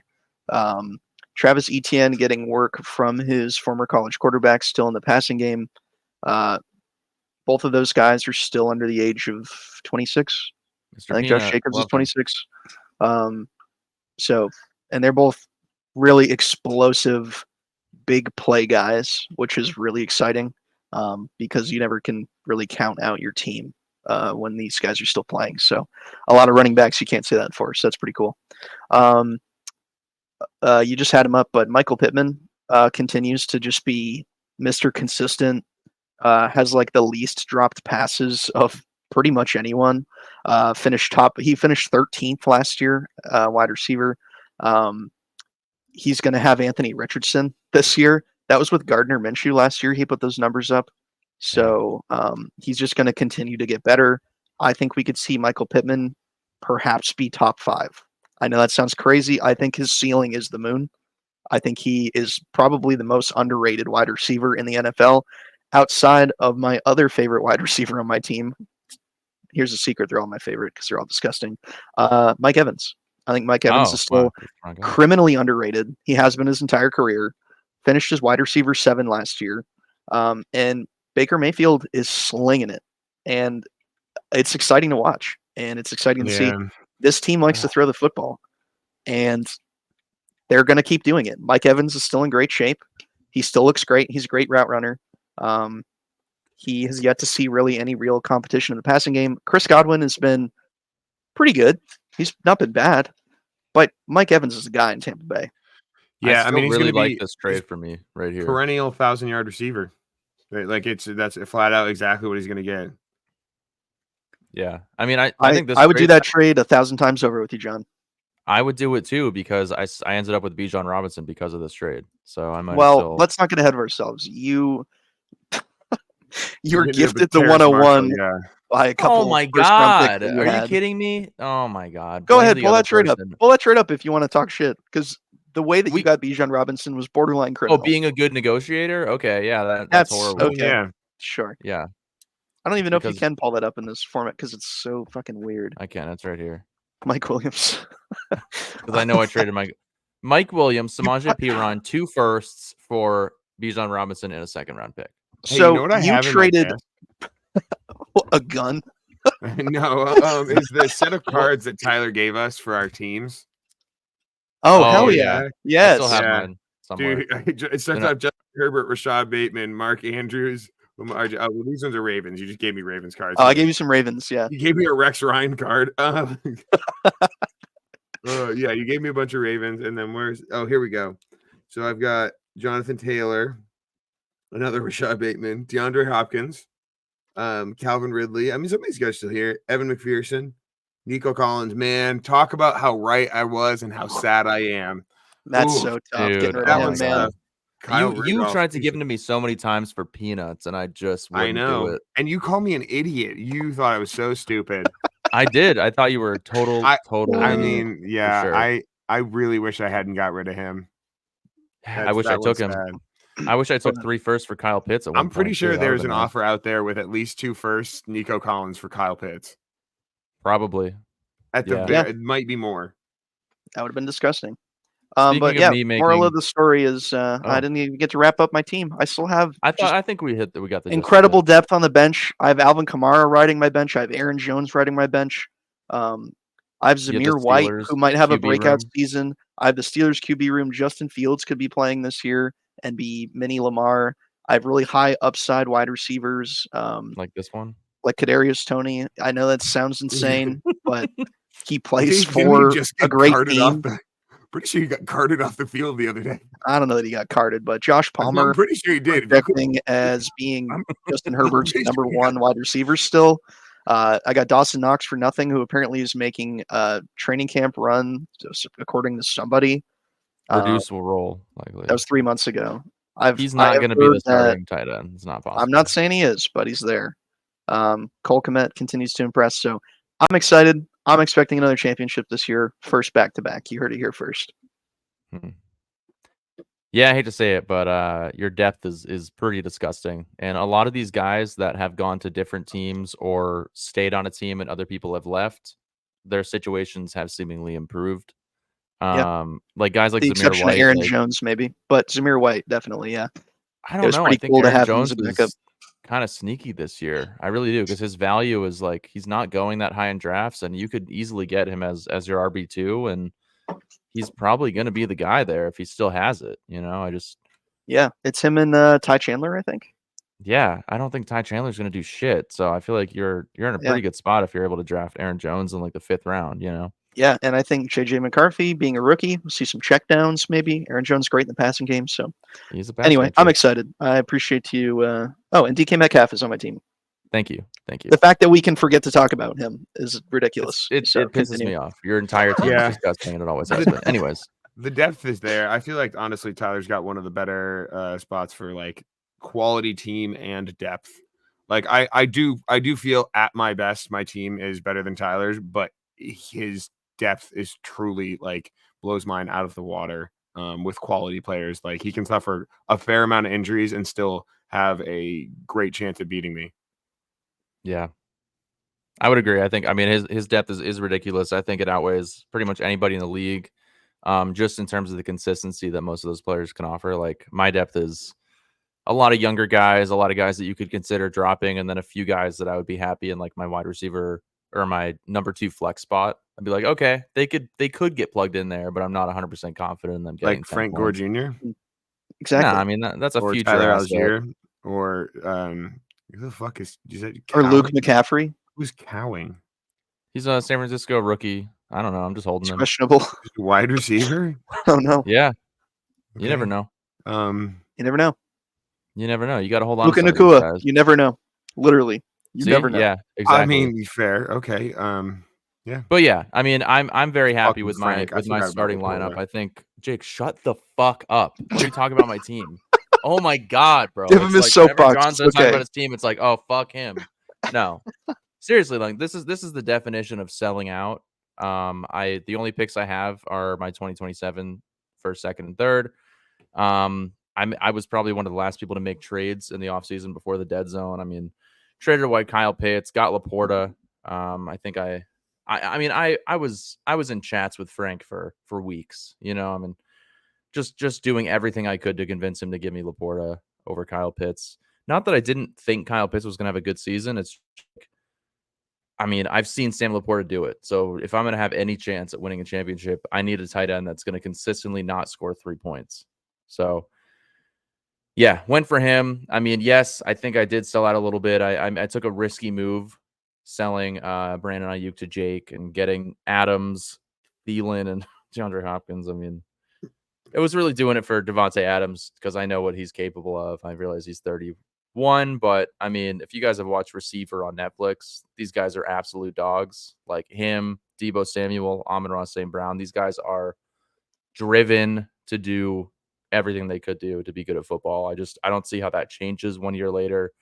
As much as we talk shit about age and Devontae Adams and DeAndre Hopkins, any given week, these guys could explode, and it wouldn't shock any of us. Yeah, that's exactly. Yeah. Thank you. Yeah, Thank you totally. for saying that, Tyler. That means a lot. But I just like to bust your balls, but it's true. that's what Yeah, I'm saying. They're superhuman athletes. That was still a tough trade to make, but it was just the fact that I could get like that makes all of my wide receivers like 25 and like capable of being wide receiver ones, and that was just too good to pass up for the opportunity to give you like maybe a potential more advantage like this year and maybe next year. I would argue to say just this year. I really do think I do think it's just this year, but you're at the very least. I don't think Hopkins is going to retire, but NFL might retire him next year, and Adam Thielen is pretty much done and dusted, unless they start giving him double-digit targets all the time again. But there's a chance. Depends on what Deontay Johnson and what Xavier Legette they're able to do with he's kind of a dog. Legit. I think that there's a good chance Thielen is done. I think Hopkins could be dust at the end of this season as well, but you really never know. I really did this for Adams and to be able to disperse a little bit of I guess consistency over my lineup where not everybody is from the same team, because I had Deebo and Ayuk, and my points per game were not enough to possibly win a championship. So I needed to spread it out a little bit, put my eggs in a few different baskets. But Jalen Hurts and AJ Brown. I mean, anybody would give an arm and a leg to have those guys on your team. And They're I should have ridiculous. 3 years ago when you were trying to peddle them to me. Yeah, I mean, some of the offers I sent were asinine compared Da- to what downright I would ask horrible. for now. Yeah, and nobody wanted them. It's crazy. Yeah. It just insane. Bijan and Joe Mixon. Joe Mixon on a new team. I think he can still be a top 10 back. I really do. I think he's very, very, very talented, criminally underrated. He's been top 10 the last 3 years. So what does that tell you? And nobody wants him for some reason. And he's going to be on a great offense, arguably better than the Bengals offense last season. An offense that likes to pass a lot, though, I will say. Yeah, but but you Devin gotta get your Singletary running was back really the good ball. in Houston last year. So, Yeah. what did he finish at? Devin Singletary? I don't even know. I say really good. I can't quantify that, though. Yeah, I mean, I don't think he's going to get the volume that Joe Mixon is getting, but he was RB32. Yeah, he was better at the end of the season. He was didn't really hurt get towards anything. the beginning. He didn't really break out. I think it's not unrealistic to expect a top 15 season from Joe Mixon, 15, 20, which is still 20? good. Bro, what the fuck? Uh, No, he's he's top 10 for sure. For sure. I don't know that that's a lock. It's the Kirk Cousins effect, my man. That's to expect him being, a clear-cut top 10 guy because he has been. I just think is a little unrealistic, especially seeing a new situation. Every year with Joe Mixon. Nah, I don't think so. He does it every year. He'll do it again. He's gonna have one John's huge kind of game right. that'll make a difference. John's You kind guys of right. always say this shit. But Joe Burrow was hurt last year. And he still did it. So I don't know if that really helps Mixon. Like that makes the offense worse overall. Mixon. I mean, I guess like he's getting more works, but I'm not rooting against Joe Mixon. Let me make that clear. I'm not rooting against him. What's his efficiency last year? How was he running? What was his yards per carry? 4 yards. 4.02, I think is what it said. Yeah. Oh, that's receiving 4.02. Yeah, I mean his yards per carry is not like amazing, but you got a lot of carries. 4 is solid. That's good, 4 right? is solid. He's also gotten a lot of touchdowns the last 3 years. 13, 7, 9. That's pretty nice. I mean, that's a big deal. That'll shoot you up the ranks for sure. Yeah. Yeah, he's just, I think, for me, he's been consistent. I mean, some weeks he gets 30, 40 points because he'll get in the end zone 3 times. I just don't see how a lot changes in Houston. I think he's going to be underrated. But Bijan's the guy that I expect a huge second year from. I mean, he's the guy down there, whether the offensive coordinator wants to say Algier is going to get work or not. Bijan is going to get, 3-down work every single drive. So, yeah, only 8 touchdowns last year. I think he's going to get at least double-digit touchdowns this year. Can I say, you say he's going to be a 3-down back like last year? He was not really a 3-down back last year. Kind of. He had less carries than Joe Mixon. 214 attempts in 17 games. What does that average out to? Well, think about the fact that they had Arthur Smith, who I want to literally take out in the street and curb stomp his head into a fucking. Okay, all right. Honestly, Bijan Robinson, they're gonna use him. It's gonna happen. I'm not saying they won't use him. I am simply stating that no team in the league, if they can help it, is going to beat their 22-year-old first-round pick running back into the ground. They saw what happened to Najee Harris. Tyler Algier is also extremely talented. Yeah. And so, again, skeptical. I think they will use him in smarter ways than Arthur Smith used him because there were also other. I completely agree. Yeah. Yeah. I think that because Arthur Smith also loved to use Cordero Patterson, and look who the Steelers signed after they signed Arthur Smith. So I think that instead of giving the goal line carry or some end around sneaky play to Cordero, it'll end up going to Bijan. So no, I have very high expectations for my team. It's win or bust essentially. I mean, it's just I'm praying that it works out. If it doesn't, at least I tried. That's all I can say. Yeah, fire sale week 8. Oh my god, you never know. I thought about doing it last season, and there was a chance. Logan almost convinced me with what he was able to offer me. So yeah. Let's see. Any other questions we want to ask? Who's your sleeper fantasy star on your roster this season? Ooh, I like that. Yeah. I mean, technically none. like to be a douche about it, but Maybe Zamir White, if I had to pick one for you. Samir Like, White, I think, is a great pick. I think this is a batshit insane take. Brendan Rice. who? Yeah. To be Exactly. fair, yeah. the No, fuck is that? Tyler's saying it. It's It's Jerry Rice's insane. kid. Jerry Rice's kid. He got drafted by the Oh. Chargers. We have literally no idea what that receiving room looks like. You have him? Yeah, Where? that's not my I'm team. blind. Oh, fuck. That's why I Shit. can't see him. I'm like, where the fuck is he? He doesn't even have a picture. Oh, okay. I mean, Troy Franklin for sure. I think he's got That's a great pick. Yeah, he's got the connection with Bo Nix there. Broke some records in college with him coming. I mean, it has every opportunity to be if they're both good. And then Cade Stover, the tight end from the Texans. They drafted him. I believe he's an Ohio State guy. What about yeah, Dalton? somebody's two Schultz? good starting seasons. ahead of him. Dalton, that's Dalton. Yeah, Dalton Schultz tight is. end room. But they drafted him. I mean, decently high, nothing crazy. But I mean, he's got Dalton Schultz ahead of him. I don't think Dalton Schultz is a absolute world beater. I think that they've got him for a few years, and then it may not be this year. But I feel really good about Cade Stover overall. Possibility Colby Parkinson too. I've got a few good shots at tight ends that are younger. I don't know. Maybe. I mean, what's his name? But you don't. The thing is, like, they're not going to be. You're not going to start any of those guys. So if they blow Right, up, no, I mean, I'm you just gonna trade trade them right away. Yeah, for 100%. sure. I think for me, I'm at least hoping, because I invested in this player by trading away Miles Sanders, Chuba Hubbard, and some picks. Was Blake Corum. I think that just the opportunity that he has, minus the tape that we've seen, I think it's actually kind of laughable. What some of the tape, I'm like, wow, this guy is slow and can't cut worth shit. However, I think an opportunity, Sean McVay, if he shows, it says he's making a good impression. That was 2 months ago. I think that, if he shows what he can do in training camp and he gains the trust of Sean McVay, he's going to get opportunities. If a guy like Kyron Williams is able to lead that team in the running back room, I think a guy that was also, I think, an early third or second round pick third is going to get that. Yeah, he's going to get that opportunity too. So, I have high expectations. I think that he could have a really good end of season, is what I'm expecting from him. So yeah, I think he could be a Tyler Algier. I think that's realistic for him this year.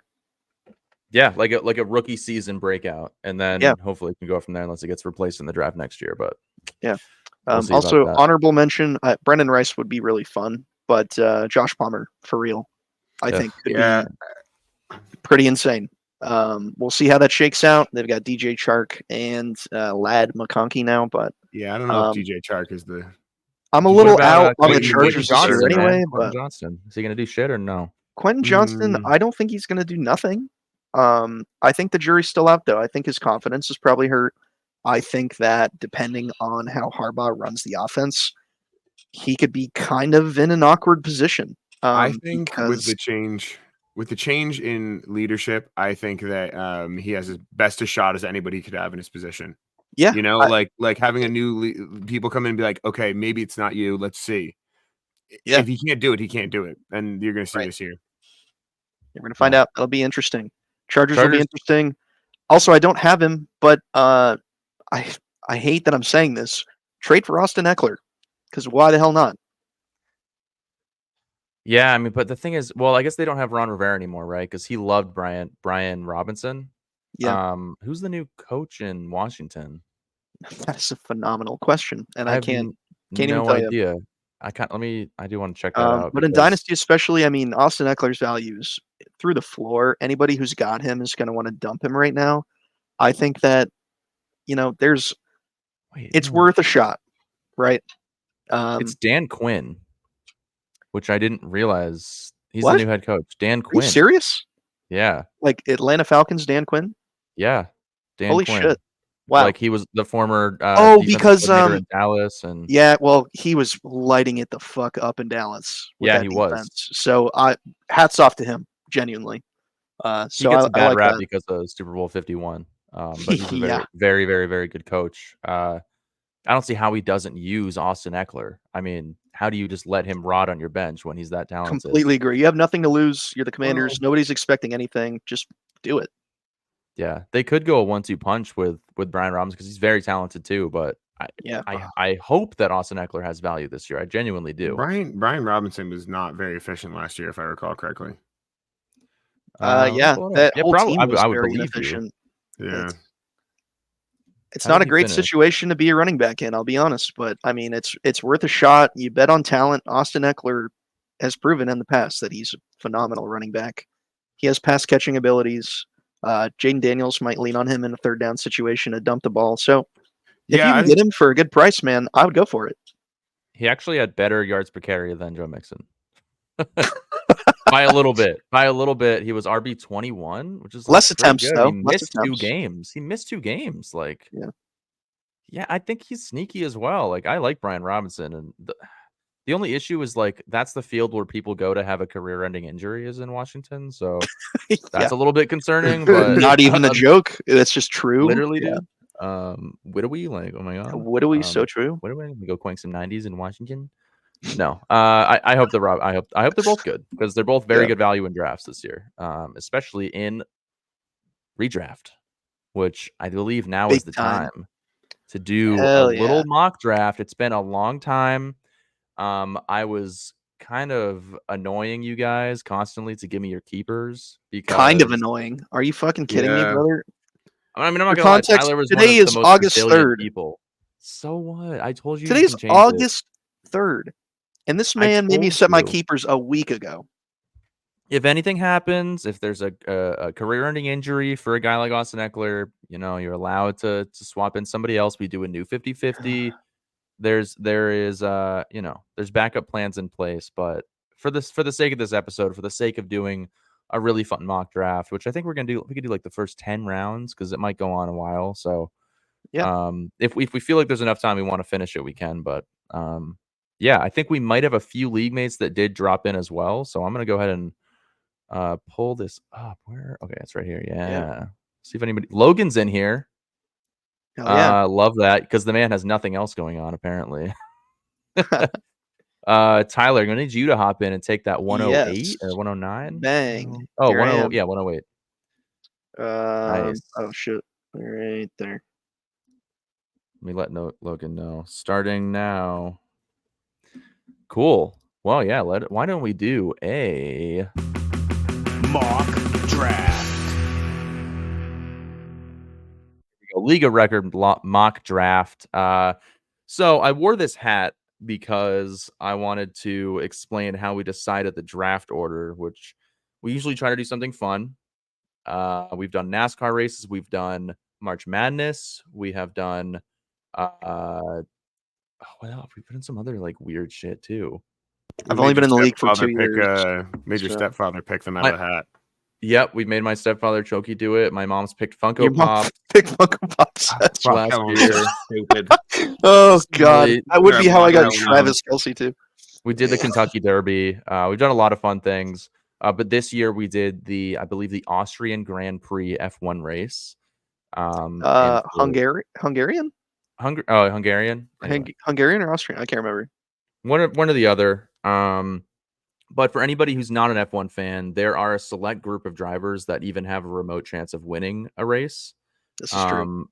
And this one in particular had some very interesting drivers that ended up qualifying in the top 12. This is going to be where John bitches about me getting a guy. No, I mean, I think it's very relevant because maybe the most unprecedented F1 first win ever. Yeah. I'll let John explain. The way that he did it was absolutely ridiculous and so fitting for the luck that Jake receives in this league. I just want to let you know.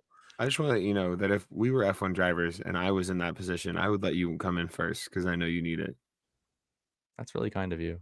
So you would also give John a shitty pity win that counts for nothing and nobody feels good about. No, I would let. That's what that is. That's literally what happened. I care about him. Poor Logan. He's upset. Yeah, no, but anyway, so Jake got Oscar Piastri, who drives for the McLaren F1 team. Had never won a race before. That's the driver who was randomly assigned. He was in second place going into like the last few laps, and the team asked the other driver who's also on the McLaren team to let him pass that driver. And he was very resilient to do so. Lando Norris, Who? is his Lando teammate, Norris. who is second in the Drivers' Championship in points. Yes. So he has if a this- legitimate mathematical chance to win the Drivers' Championship, World Championship this year. And his team said, you know what? Let's have him get the win and get the extra points just because. He also had a worse drive. His tires were in worse shape. It made no sense at all. Didn't make any sense. It doesn't make Yet- it. Does it? I don't know anything about F1, so I'm just shooting from the hip here. Does it make sense that, like, do they get more money overall if both of them are doing better, like, as a team? Yeah, but they would have finished 1-2 anyway. So all they did was say, hey, Lando, give your win to Oscar just Yeah, because but, we like- want you to. But like, if Yeah, say that made him Oscar feel would have come really bad in, about it. like if it goes for points, say Oscar would have come in, 5th instead of 10th, and they get a ton more money versus the other guy still coming in second. I don't know anything about F1. I'm just asking, like, there's got to be a reason. It can't just be like, It was let it your was friend just have a so win. you could have your friend have it. It was his first win ever, so he'd never won a race, and he had the opportunity to do so if Lando slowed down and let him pass him. But there was more at stake here, and it didn't seem like afterwards nobody was even excited. He's like, "Oh, I did it!" Like when someone wins a race and they actually earn it, like the excitement is crazy, like through the roof. Yeah. So and it just You were there it was, for it Lando took- Norris's first win in Miami. I was there. It was awesome. And But he with earned all it. that And he being said, drove and won. Yeah. Anyway. exactly. With all that being said, Jake gets the first pick after winning the league last year. Like that. Which is So crazy. Crazy. it's just like of Yeah. course. And I think it helped to make a decision on a keeper as well, because he essentially gets 3 keepers because he Yeah. can decide who he picks at the 101. But we do have some other rules where Jake wasn't allowed to keep Justin Jefferson. We put some new rules in place because Oh, the league man. was actually so unfair due to It the was fact that gross. he got Jefferson in the but- 14th round 3 years ago. Don't treat me like I wasn't an advocate. I mean, I was the one that was like, yeah, I would be the biggest opponent. Let's do this. No, I agree. I don't I want know it to that be you unfair. are. I'm not I trying to don't- make you look like the enemy. I'm just saying Okay. these are the facts of the situation that we're currently in. All right, in we this can do league. this goddamn draft. We've I had to make was- rules because Jake has done so well. I'm so good. Thank you. Can you say We had that Jamar too? Chase for a 4th round keeper as well, 4th or 5th round keeper. That was Um, Logan. That was Yeah, there's just been some Can you- really John, heinous anyways, shit is all. Can you I'm say, going to Jake, pull up the you're draft so board good we here. had to make new rules? You can listen back if you really want to. But yeah, Jake has been so good at fantasy in this league that we've quite literally had to take players away from him in order to make it fair. So, with all that being said, Jake still has Isaiah Pacheco for a 14th round pick and Brandon Ayuk in the 4th. I'm going to go ahead and go through the keepers that we all have really quick. Jake with the 101, Tyler has the 108, I have the 111. Jake keeping Ayuk and Pacheco in the 4th and the 14th round. Tyler has Drake London and George Pickens in the 4th and the 9th round. And I came away with both 2 Lions, Amon-Ra in the 4th, and Sam Laporta in the 15th round. Pretty disgusting. Got him off waivers, so I'm pretty excited for that. But we will see how Yeah. it turns in this mock draft. Jake, are you in? Because I don't see the green bubble next to your name. Oh, I'm here. All right, Jake's in. Here we go. Make sure it's not the real draft. Here we go. Oh, okay. At the Sweet. 101, this is a tough spot, man. Who do I go with? Do I go with? So Am I funny. wrong? Do I I think go If with I'm only trying I to- had this man. player in Dynasty, that would be Did you so start it? disgusting. It didn't start for me. You might have to refresh it, Jake. Sometimes Yeah, it's you like probably that will on have to phone. refresh it. Yeah. Damn, I had a good bit. Hold on, I got to share This is the a good bit correct right now. screen here. Okay, there we go. All right, I'm in. Yeah, here at the 101, it's tough. So it's either CeeDee Lamb or Tyreek Hill in this league. Unfortunately, it's not Justin Jefferson. And I like Tyreek Hill, but CeeDee Lamb's just the guy on the team. And there's every chance that Waddle takes a lot of work from Tyreek Hill this year and that the running game really takes away from them. Don't feel the same way about Dallas. So it is CeeDee Lamb, the 101. CeeDee Lamb, Tyreek Hill, Justin Jefferson, Christian McCaffrey as a keeper for Logan off the board, Jamar Chase, AJ Brown, Garrett Wilson, and Tyler at the 108 now on the clock. Yeah. I have been dreading picking in this spot in this keeper league for as long as I can remember, because looking at this is pretty gross. Historically, picking a running back in the first round has burned me. And as we've seen in the last year, the value of the position has taken a dramatic dive. Yeah, big time. Christian McCaffrey's not on the board. Bijan Robinson's not on the board. Brees Hall's not on the board. Fucking Gibbs is a keeper. So looking at Jonathan Taylor, Saquon Barkley, ETN, none of that screams first round value to me. There is a guy on the board right now who, as risky as it is, can become that upper echelon wide receiver, has a phenomenal situation, and depending on where I get put next year, could be a phenomenal keeper at the 110 or the 112, God forbid. And that's Marvin Harrison Jr. It's insane, but that's where we're at. Wow. Okay. Damn. You're insulated. You're insulated with Drake London and George Pickens, and George Pickens to the 9th. Hopefully, I mean, don't hate it. Marvin Harrison off the board at the 108. I thought, surely he'd make it to the end of the first round, but no. I just looking at your options and considering the guys that are kept. That's kind of have to, just considering what he's capable of doing with Kyler Murray, because he's probably the only guy other than Trey McBride that's going to get consistent targets on that team, if not all of them. So, this guy played with Justin Jefferson and Jamar Chase, and everybody on that team in LSU said that he was the better wide receiver. It's true. That tells you all you need to know. Bijan Robinson as a keeper, Jonathan Taylor at the 110. I'm on the clock, and this is tough here because it makes it easy knowing I have Amon-Ra St. Brown and Laporta already off the board. The value of running backs is going to drop dramatically if I don't take one in this next few picks. So for me, I just believe a little bit more in ETN with the situation. I think he was just unbelievable last year. There's a lot of mouths to feed in Philadelphia. If ETN was already off the board, it's an easy pick with Saquon, but man. Yeah, I think I take ETN right here at the end of the first round. Josh Allen, Saquon off the board. Josh Allen with the 112. I don't know if that's going to actually happen. I think I've done like 20 mocks and that has not happened a single time. We've got enough wild cards in this league where it's not it's non-0% that oh yeah, I could see someone taking like Patrick Mahomes for sure. Yeah. Anyway, okay, and I'm back on the clock at the 2-2. I want to have two strong receivers, as strong as I possibly can, just considering what like Jake has over here with Ayuk and CD, Metcalf, Jefferson, Garrett Wilson, DJ Moore, and Devonta Smith on one of these teams. So I'm going for the upside in Devontae Adams. Yeah, I don't hate it. It's a lot of good work there. Yeah. Olave and Derrick Henry off the board. I'm back picking at the 2-5. I'm looking at Travis Kelce, Josh Jacobs, and then honestly, it kind of falls off a cliff. Yeah, I feel like there's a clear winner here. There's a clear winner here. It is the positional advantage. He didn't finish as tight end 1 last year, but unfortunately, I still believe in Travis Kelce. That's just the pick there, plain and simple. Yeah, Logan's saying we're talking shit about his keepers. Did he just say that?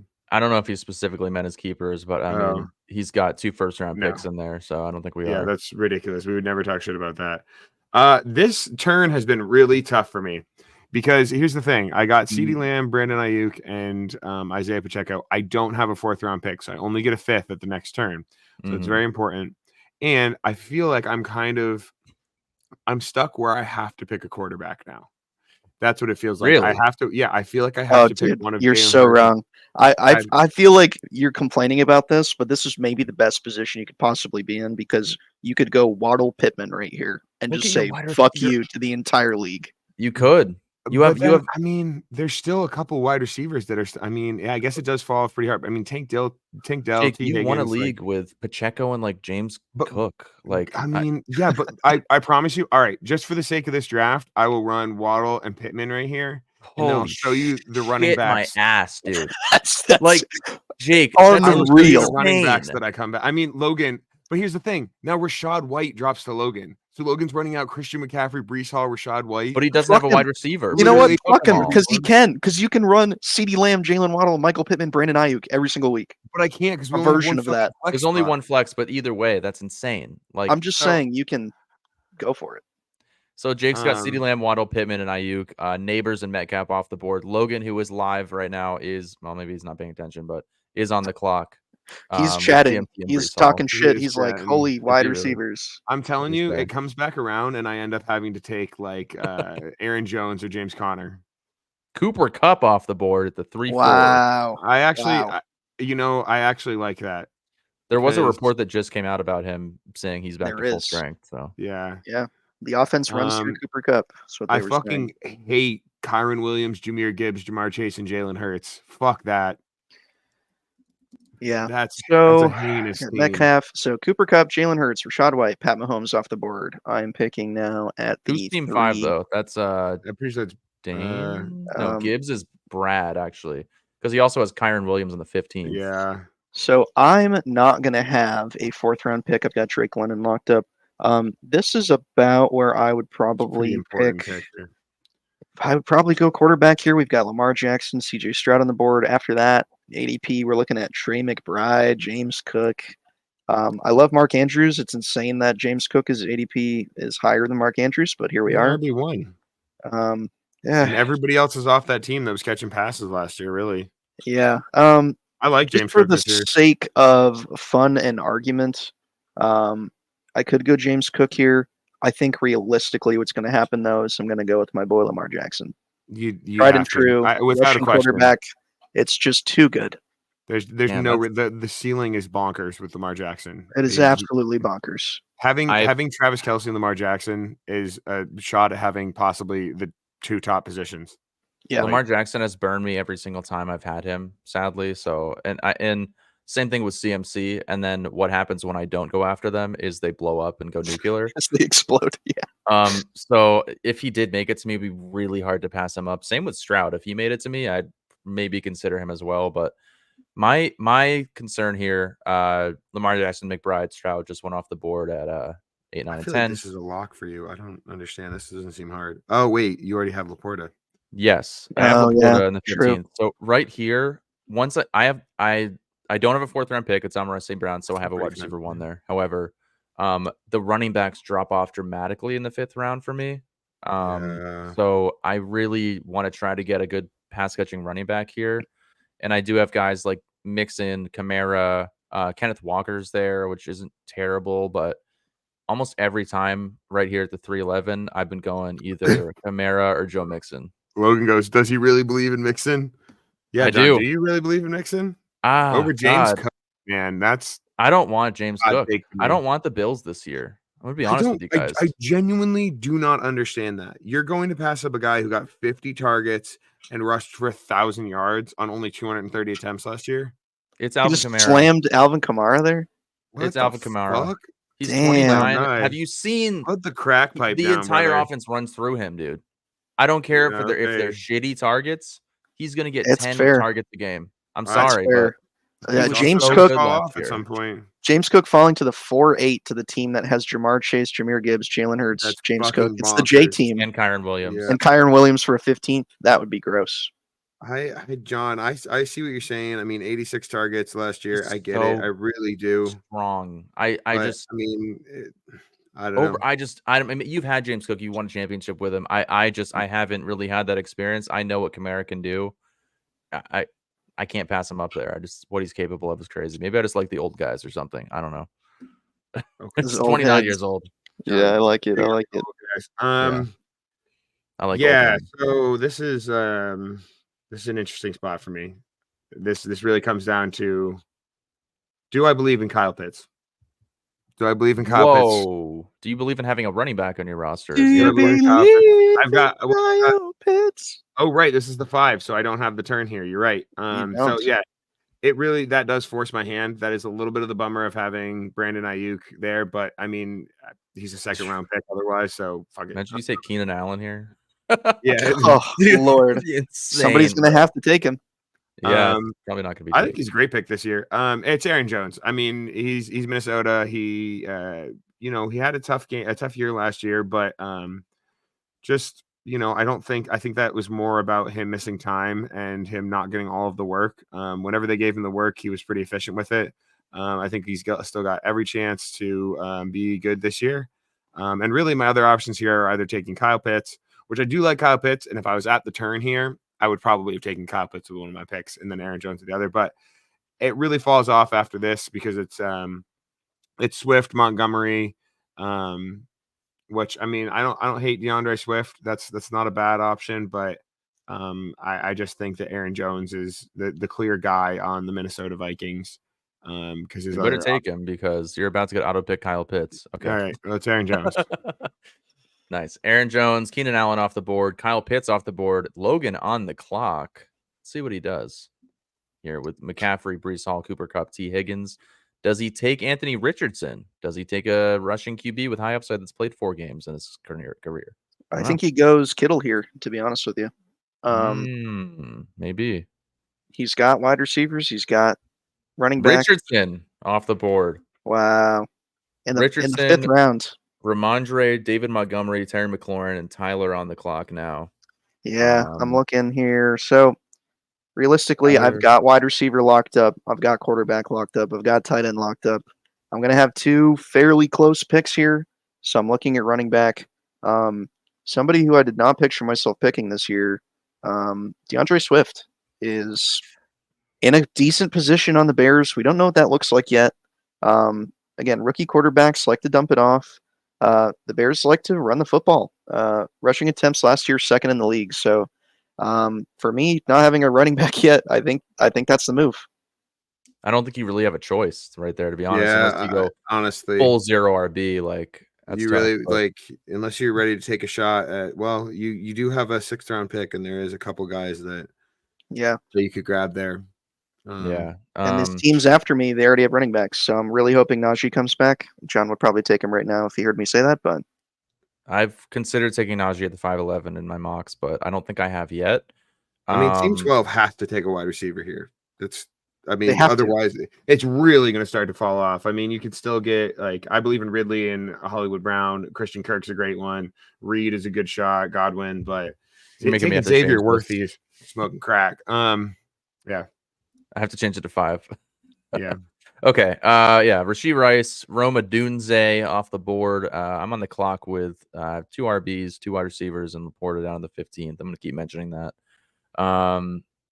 It's kind of a tough call here. I like the idea of snagging either Najee or actually usually Stevenson has fallen to me here. I've taken him a couple times.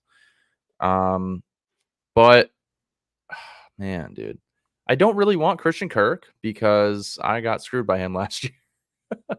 I don't know if I want to deal with that. The good old pick because of how they burned you last year strategy. I like it.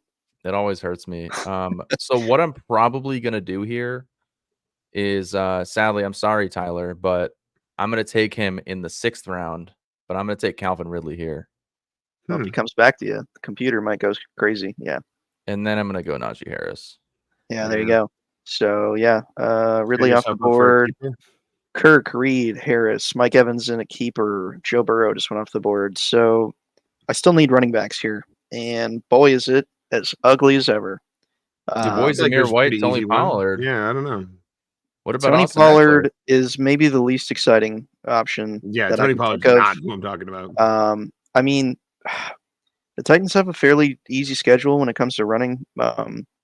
He's not a bad running back by any stretch of the imagination. I just don't believe in the Titans. Zamir White's situation is phenomenal, but we just don't know. We don't know what that looks like. It's hard to do that in a redraft league. Like it's you have extremely plenty of hard. other options in Dynasty. It's man. I mean, I'm just looking here. I think there's a pretty clear pick for you. I feel like. Where would you pick? What would you pick here, Jake? If you're looking, Tony Pollard, Zamir White, with no question. There's not even. It's you not even slamming Zamir White. I'm slamming. Yes, absolutely. I'll tell you what. I'm not picking Raheem Mostert. I'll tell you what. If you didn't pick Zamir White and he got back to me somehow, he's coming to my team. Oh, for sure. I mean, there's running back hungry teams Right, after this, so question. I have to go for it. So Yeah. yeah, I think you're Look right. at I think team- it is Zamir White there. I mean, there's just no shot. That sucks. Seeing George Kittle and Evan Ingram go off the board. I was kind of hoping there was a chance. There might be in the real draft that one of those guys comes back to me.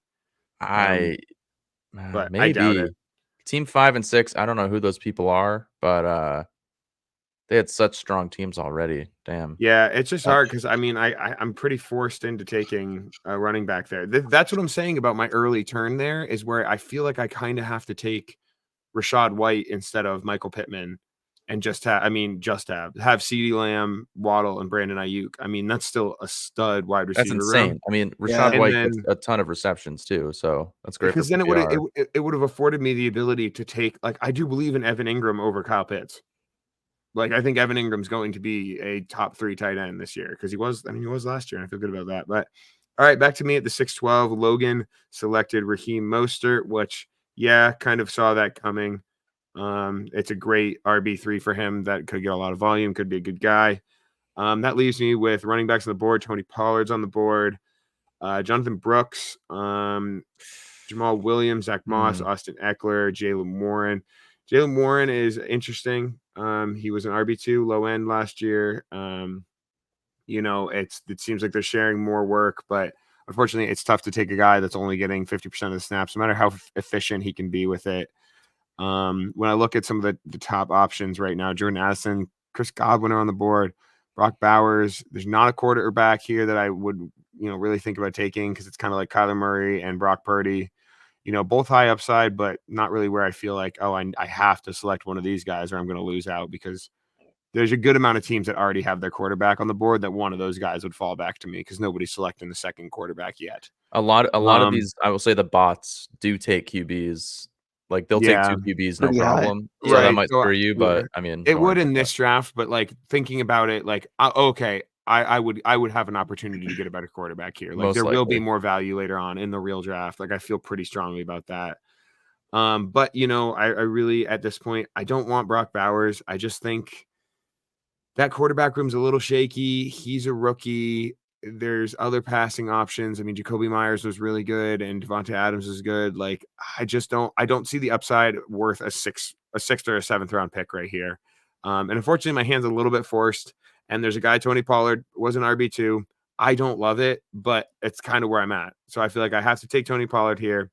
And then when it comes back around to me at the 7th, I'm looking at other options on the board for running backs. And I got Hollywood Brown. I could take Hollywood Brown. He's supposed to catch passes from Patrick Mahomes. It's remained to be seen how that's going to look. I don't know. It's I tough. like You're in a tough it's spot a here. really tough spot here, and this is where I'm saying when it goes back, when you guys were like, "Oh, it's clear at that 2-3 turn." This is why it's not clear because now I'm a little stuck here. Where like I could take a couple wide receivers here that are pretty decent. But really, it's going to have to be Zach Moss for me. He's got the opportunity to take over that mixing role. He showed he can do it when he gets the work, and his ceiling is very, very high. And leaving with my first 7 picks along with my keeper, having CeeDee Lamb, Waddle, Pittman, Ayuk, and then my running backs being Aaron Jones, Pollard, Zach Moss, and Pacheco. That's crazy depth. I mean, I also really think, good. Jake, honestly, I think you can make a pretty safe bet that Tua might fall to you in the 9th. Because his ADP is like mid 9th, early 10th. So I think if you reached on him a little bit, you kind of have to on every player you take. That could be a good option for you with Waddle as your. What I've kind of gathered from these ones is that there's I have to let a quarterback drop to me this year. I either have to take one at the turn, take like Mahomes or Hurts and Rashad White at that 2-3 turn, and then have CeeDee Lamb and Ayuk, or just let one drop to me because I don't want to reach on one. And in the real draft, people won't be drafting 2. Njoku, Chris Godwin, Logan takes Ferguson, which I think his last 2 picks, he's kind of buying a high on what they did last year. Mostert and Ferguson. I think Ferguson could have a repeat, man. I mean, they haven't shaken up the passing game at all. Ferguson could be a great slot in there. I think the other honorable mention there is probably Brock Bowers. I think you could take him there and it wouldn't be outrageous. I mean, Ferguson's all right, but like he's That's good. too high. That's too high for Ferguson. in Yeah, my I opinion. wouldn't take yeah. him that high. I would Tight have. end 9 is. I'm at the point where I'm letting somebody fall to me for tight end, and I'm not Yeah. selecting high. Anyway, So Hollywood Brown, looking Kyler here, Murray, yeah. Addison off the board. Tyler at the 7-8 right now. Yeah. So I've got basically my team filled. As far as positional needs, minus kicker and defense, obviously. So I can kind of go anywhere here. I don't really want a backup quarterback this high. So Brock Bowers, Lad McConkey, both rookies. DeAndre Hopkins is there. Jonathan Brooks is expected to miss some time with his injury. I think What about Eckler, realistically, man? You well, just so talking him here's up. my methodology. So what am I seeing here? There's going to be 8 more picks after this pick. Realistically, I don't think Austin Eckler is going to be there. So I could take a shot on Lad McConkey and hope he turns out well. He was efficient in college. There's just so many question marks in the Chargers offense that I don't feel confident picking there. Javonte Williams, again, coming off an injury, I don't feel great about it. I think Austin Eckler has a chance to prove everybody wrong. I think he's probably fired up from last year, people talking shit. So, Yeah. It's crazy, but it's a reach. I think Austin Eckler, if he's his old self, 7th round is That's insanity. bananas for him, dude. I mean, Insanity for value. he's fallen so far. I still love Eckler. Like, I think they stopped giving him opportunities at the end of the year because I think the Chargers they wanted to see what they had in some younger guys or just different players because they The whole weren't team gonna. struggled. It wasn't just him. The whole They had team Easton struggled. Stick. Why throw Austin Eckler out there with Easton Stick and get your 28-year-old running back injured? Like, Yeah. Again, he's on the Washington field where he might, end his career. But hopefully late in the season for your sake, if this is your team. Right. I love Austin Eckler. I think his value is ridiculous. You can't not take him considering your other options there. Yeah. I agree. Keon Coleman off the board, Jonathan Brooks off the board, and I am on the clock now. I don't have a quarterback yet. To be fair, though, I see kind of similar value in Purdy, Williams. I mean, as a rookie, that could be insane value in the 7th round. Tua and Jared Goff. I mean, Caleb Williams also has some insane targets around him to choose from. Right, but in most of the mocks, I have been. I don't know. I've been going after some second-year wide receivers. I mean, JSN, I feel like could really bounce back this year and be legitimately great. He just has a lot of other guys around him that are already very good. I mean, you got DK Metcalf and Tyler Lockett. I don't see Lockett completely falling off as of yet. But he could have a really good breakout year. So that's a tough call for me. Hopkins is injured. I don't want Javonte. He's another guy that kind of burned me whenever I've had Javonte him. Williams. Javonte Williams. What did I say? Yeah. Yeah, no, you said Javonte. That was just Yeah.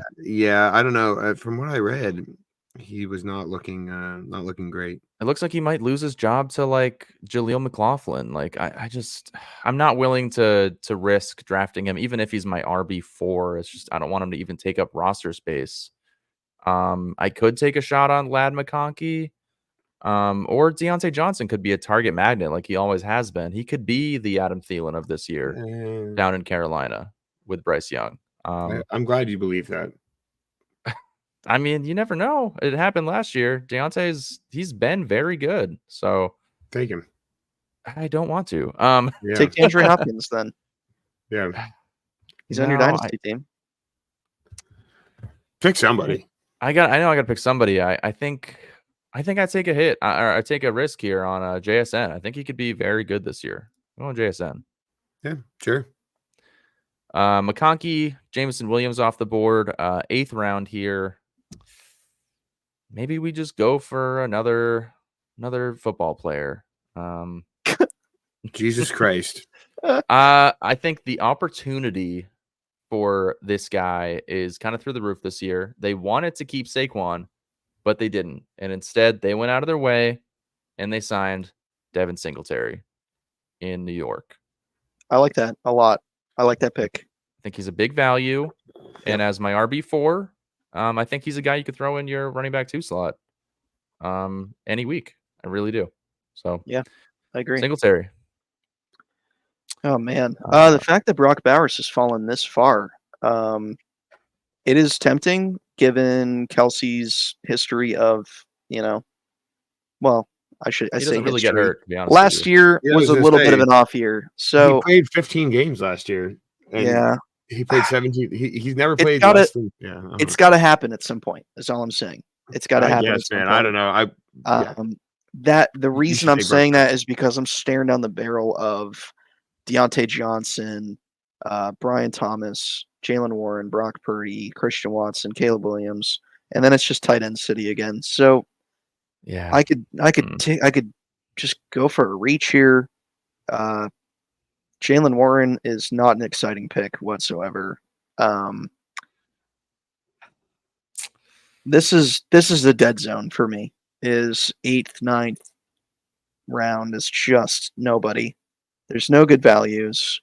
It's just unclear. It's extremely unclear. This is when you take a shot on someone who could be really good. Like, this is when you go after a rookie, I think, because I don't see Christian Watson doing anything. I think he's maybe the wide receiver 3 on that team if he's lucky. Yeah. I think it's Jaden Reed and Dubes over there. Truly. Yeah.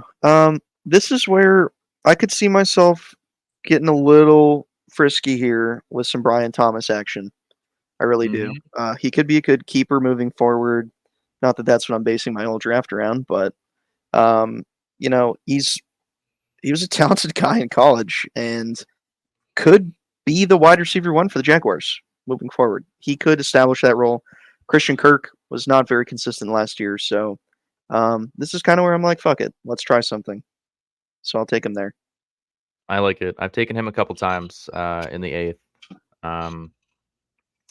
Yeah, I think he's got some good opportunity there with Trevor Lawrence. So Brock Bowers immediately off the board after Trey Benson, Deontay Johnson, and back to Logan here.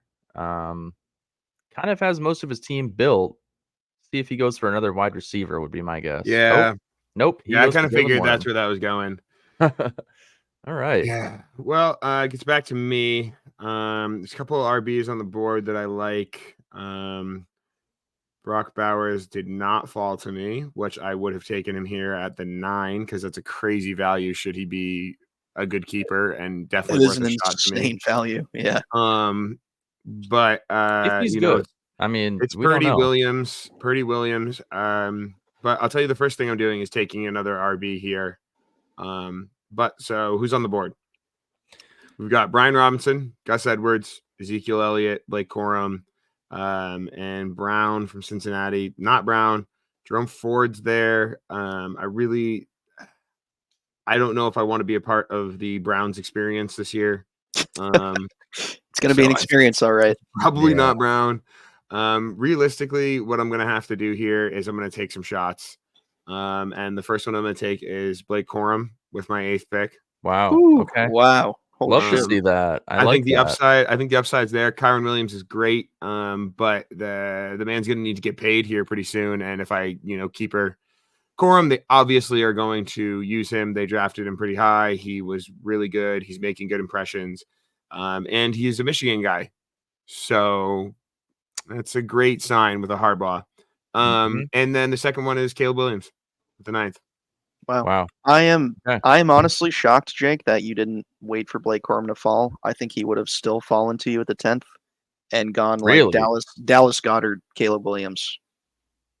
I think Corum would have still been there. Yeah, I just don't want to take that shot because I really want him for a possibility of a keeper. I think the upside long term is crazy. I agree with you.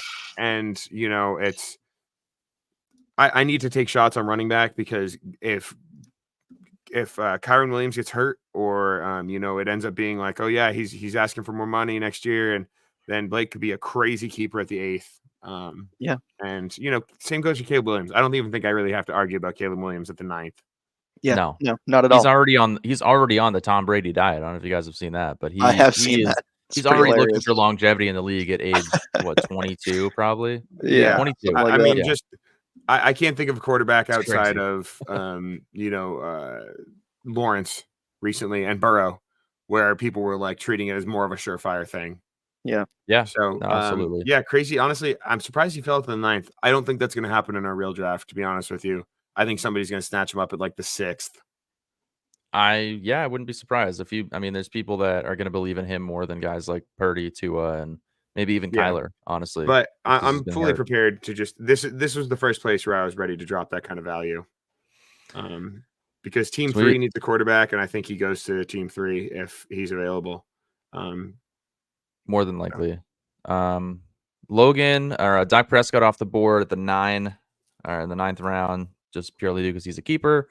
Cortland Sutton, Curtis Samuel to Logan is an interesting choice. I don't really know who the lead guy in Buffalo is going to be. I think that kind of still is. We're waiting to see who's going to break out. And actually, I don't think we have a Diggs this year.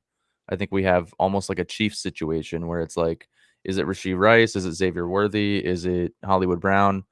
Not 100% sure on any of those guys. Curtis Samuel has seen kind of instances of, I don't know about greatness, but being okay.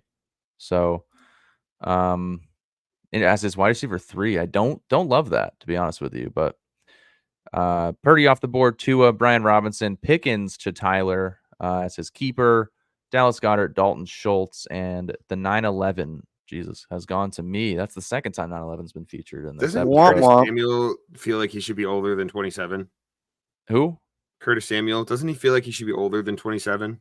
Yeah, maybe. I kind of agree with that. He's been. It feels like he's been in the league for a long time. He has been. He's been in for 7 years. Dude. Yeah. He's not Ohio great. State guy. Yeah. Yeah, I mean, he was. Yeah. It's good. I don't know. He's a good wide receiver, but I don't know if he's been good for fantasy. Logan's team is definitely. I don't love it. I like his keepers and Cooper Kupp, but other than that, I don't really love the overall outlook. That's a very weak wide receiver room. That's frightening. Yeah, it's kind of awful. Like if Cooper Kupp isn't Cooper Kupp this year, like that is not good. Anyway, all right. So right here, every single mock draft, I've hoped that this person fell to me purely due to a possible stack situation. He was a QB1 last year, and I think that the offense is going to improve even more so. This is a huge value, I think, for me. He's probably going to fall. I mean, I don't know. I think he goes right around here. And if I don't get him, there's some other solid options at the position, but it's Jared Goff. Yep. Jared Goff in the 9th no-brainer. round. I'm on board with you. Gus Edwards, Justin Herbert after him. That's a nice turn for the bot there, honestly. Yeah, that's great value, I think. It could be JK though. You never know. I think I've heard some but... reports that JK might be the guy, but you know how that goes for I've him. heard some reports that it's going to be a bad RB room that I don't really want a ton of pieces of. I'm not saying I want to draft him, but I'm saying we'll see. I think Gus Edwards is the guy I'd want for the value, but I mean JK also could get him probably at the end of the draft. 10th round here is I'm always like, I don't really know. It's kind of there's a few older guys that could turn out being a value. You got Zeke is technically the RB1 in Dallas on a arguably very good offense. Like they're gonna pound him into the goal line more than likely. So could be an okay value as my RB5. Why is Hawkinson like? Is his injury really bad or something? Yeah, he's been his time at the beginning of the season. I agree with you. I've been looking at Hawkinson though.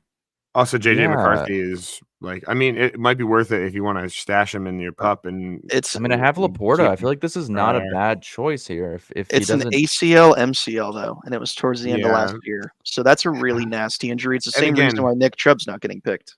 He's coming back to catch passes from JJ McCarthy or Sam Darnold, like with Justin Jefferson out there, and I would temper expectations on Hawkinson. I just because he's the top guy right now, I don't know. Yeah. I don't think he fits your team at all. I think that would be a bad pick for you. Yeah. The other guy I'm looking at, I like Lockett because if JSN's not the guy, then I have Lockett and I can throw him in there and I'd be pretty confident as my wide receiver 4.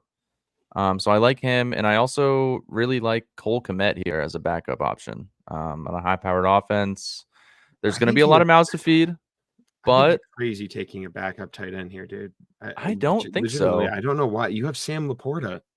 I don't, but it's good to have a backup tight end. I think in this day and age, he's I probably think the you'd be better last off one that I trading would for want. one at later on if you need one. Like Laporta is 23 years old and going into his second season where he had absolutely zero injury concern last year.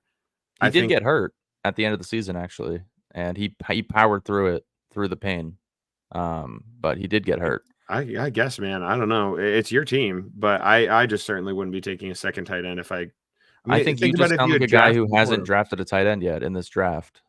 So I feel as though he's do the whatever you want. last tight end of any value outside of Hawkinson potentially coming back and being Hawkinson in this draft. So I like the fact that I still have the option to take him here. I just don't see any other options that jump out at me as like I must take that player. So I'm going interesting Cole to me. Kmet. See, if I'm in your spot, I'm taking Jacoby Myers right there. Yeah, I like Myers. Honestly, it sounds crazy. You shot on Zeke too. I'm like kind of considering that here. Yeah, he hasn't looked good in practice. I agree. It's honestly, crazy. It's I'm not taking like Jacoby Myers or Leggett. Leggett, really? Oh. Yeah, I mean, there's upside there. Or Khalil Shakur has a shot at being a guy there too in Buffalo. Yeah. I just don't see Cole like. I don't. Yeah, If I you don't didn't any have a tight end, Yeah. I'd be like, yeah, slam dunk Cole Kmet, absolutely. Sure. But you have Sam Laporta. I don't get that one. Anyway, yeah, Jerome Ford, Jaden Daniels, go off the board. So again, it's dead zone, man. This is tough. It's what do you want to do? You want to take a shot at an old guy like John said. You want to try and get keeper value for next year. I'm never thinking of that, just for the record. I don't care. You gotta think about it a little bit. It's gonna happen naturally. It will happen naturally. You will pick a Yeah. guy that most likely is gonna end up being a valuable keeper, and it might even happen on the waivers. Right. So, this is where I don't feel great about my running back room. I also, I have to temper my expectations for my wide receivers too. There's a lot of unknowns here. I mean, if you told me last year I'm going to have Marvin Harrison, Drake London, Brian Thomas, George Pickens as my wide receiver core, I'd be a little nervous. Honestly, truly, I don't feel great about that. It's risky. But that being said, there's not a lot of wide receivers here that I feel like, oh yeah, that would spruce it right up if I picked them. So this is where I'm really taking a shot. I mean, this guy is pretty far down the board here. Not something that's going to be on somebody's radar at this pick. He might even come back to me, but I'm just not going to risk it because I believe in this. I believe in Raheem Mostert. I believe Raheem Mostert getting hurt. That's what I believe in. And I believe in crazy fucking cockeyed McDaniels there in Miami. So wow. I'm going to go Jalen Wright there. He might not even see the field this year. What about Akine? But Akine's he's great. I don't disagree. But the way that they gadget those players, I think that he could be in a great timeshare situation there. All right. So somebody's definitely not taking TJ Hawkinson after taking Evan Ingram. Very clearly. That's exactly who I'd be. But that's exactly who I'd be taking at that turn. Yeah, well, you're an idiot, but that's exactly who I'd be taking at that turn. But that's fine. Maybe you would have had Cole Kmet right here. Maybe I'm keeping him away from you. Maybe I would have 100% had Cole Kmet. If that's part of your strategy that you need to fuck me over for a 10th round tight end to win. Yeah, absolutely. He's a player you have to start every week. So yeah, I'm gonna fuck you over on purpose. That's a genuine strategy. If I see something you're missing, I don't think that's that. And I'm able to hurt you in the draft. I think it's a great strategy. It's the mid-round tight end. I could just trade. You don't have a tight end. You have to. You literally have to go out here and start Freiermuth. Freiermuth is not that bad. That's not great, dude. That's pretty dire straits. Tight end 29 last year. He was like the year before. He missed time this past year, and that offense was hot garbage. And they've made some clear changes to make it better. That's really not that bad. Well, I'm going to, but I'm not going to pick him right here. I'm going to pick him in the 11. Yeah, at the turn here, for me, it's Jacoby Myers, slam dunk wide receiver. I got 5 wide receivers now, and I got 5 running backs. And then I need to get a tight end, and it's Pat Freiermuth because, it's not like other things there's not a lot of great options. It's him or Luke Musgrave, and Pat Freiermuth at least has been a guy before, and that offense, like I said, is it's jumped up a notch. Like, Could happen. And also, I'm just going to start trying to trade for a tight end after the draft. And realistically, I think one of TJ Hawkinson or Cole Kmet falls to me. I think that's very, very realistic at this turn. And if they don't, maybe earlier on in the draft, somebody falls to me because, if Evan Ingram had fallen to me, I would have taken him. Or if Brock Bowers had gotten back to me at the 8th, I would have taken him there. Do you not see Njoku as a pick over like Zach Moss? Considering you already would no, have, just like, given the position, that's part of when I was talking earlier about that 2-3 turn making it tough. I need running backs. I just flat out Straight up, yeah. straight up. I would But- rather punt it at tight end. I don't think Njoku provides the positional advantage that's worth taking a shot on a guy like Zach Moss that could be RB1. So yeah, Pat Freiermuth at the 11. Fair enough. I see the argument. I mean, I just think that having like Rashad White is also a pretty good option if you're able to get Njoku or even Ferguson in the 6th or 7th. Especially if Ingram fell to you, then it's well worth taking Rashad White over Pittman up there. But Logan on the clock, Trevor Lawrence, Luke Musgrave off the board. He's taken some interesting picks. His last 5: Mostert, Ferguson, Jalen Warren, Curtis Samuel, and Leggett. All of which could not be good. It's very that could be a possible. big old bust. Yeah, all 5 of those could be bad for fantasy. So this is I mean, why we can do say that not about trust anybody in everybody. these rounds, to be honest Yeah, with you. man. But I don't know. I just I took don't know, Pat man. Freiermuth. Well, Trevor Lawrence in the 11th round is still insane to me. The fact that he's going after Jaden Daniels, Tua, Yeah, Brock anybody that's Purdy. picking Well, Jaden Daniels Brock Purdy, but Jaden Trevor Lawrence, Daniels man, already is right up there. Wow, yeah. Yeah, I would not be picking Jaden Daniels over fucking Trevor Lawrence. I mean, he was QB 13 last year, and he had a slightly down year. Yeah, Big chance this ADP is a lot different come draft day. It's about a month away, and Yeah, probably could be. not a lot of people doing mocks quite yet. So I could see this ADP being dramatically different. Yeah, a guy I see agree. changing is Hawkinson because we see he might start on the pup, or he might get the chance to go week 1. I think that changes big there. Yeah. There could be just stories that come out in training camp that make guys fly up the draft board. You know? Blake Corum's another guy I think could rise if they're like, oh, he's sharing work, he's sharing the first team reps. Chase Brown, I think, could go up. I've Yeah. heard good things about him. Yeah, Chase Brown's a guy I've considered grabbing Zach Moss and Brown just to be like, okay, I got whoever the guy is. Right. But Zach I Moss, could get him for. Did Logan just take Justin Tucker? Is he Logan doing this did for the take memes? Justin I think he's doing this for the memes. That's ridiculous. He's gotta be. Oh my god. What a that's funny. joker. He made us wait 2 minutes so he could take Justin Tucker. Yeah. Romeo Dubes off the board, Tyler Lockett off the board in the 11th round. Man, that seems like a good value to me personally. Yeah. Especially because this team 6 has AJ Brown, Zay Flowers, who apparently is the wide receiver or a target behind Isaiah Likely, according to reports. He did it for me, he said. Yeah. Incredible. Yeah, so again, it's a dead zone. It's tough. This is not for the faint of heart. This is why I was like, maybe we don't in go the past 11th 10, round, but- right? Just take your shots so we don't have to hear about them for too Yeah. long. Adonai Mitchell is right at the top of the board. 52nd overall in the draft is some pretty serious capital. It's my first time ever seeing that person's name. to He's be honest with you. splitting reps at wide Yeah. receiver 3. Doesn't make me feel super great. Just because Josh Downs is there and he was pretty solid, so I'm kind of out on that a little bit. I feel like the Colts have always been on that precipice of having a good wide receiver too. Like at least Yeah. for the last, like behind Pittman. I feel like for the That's last true. 3 years, since T.Y. Hilton left.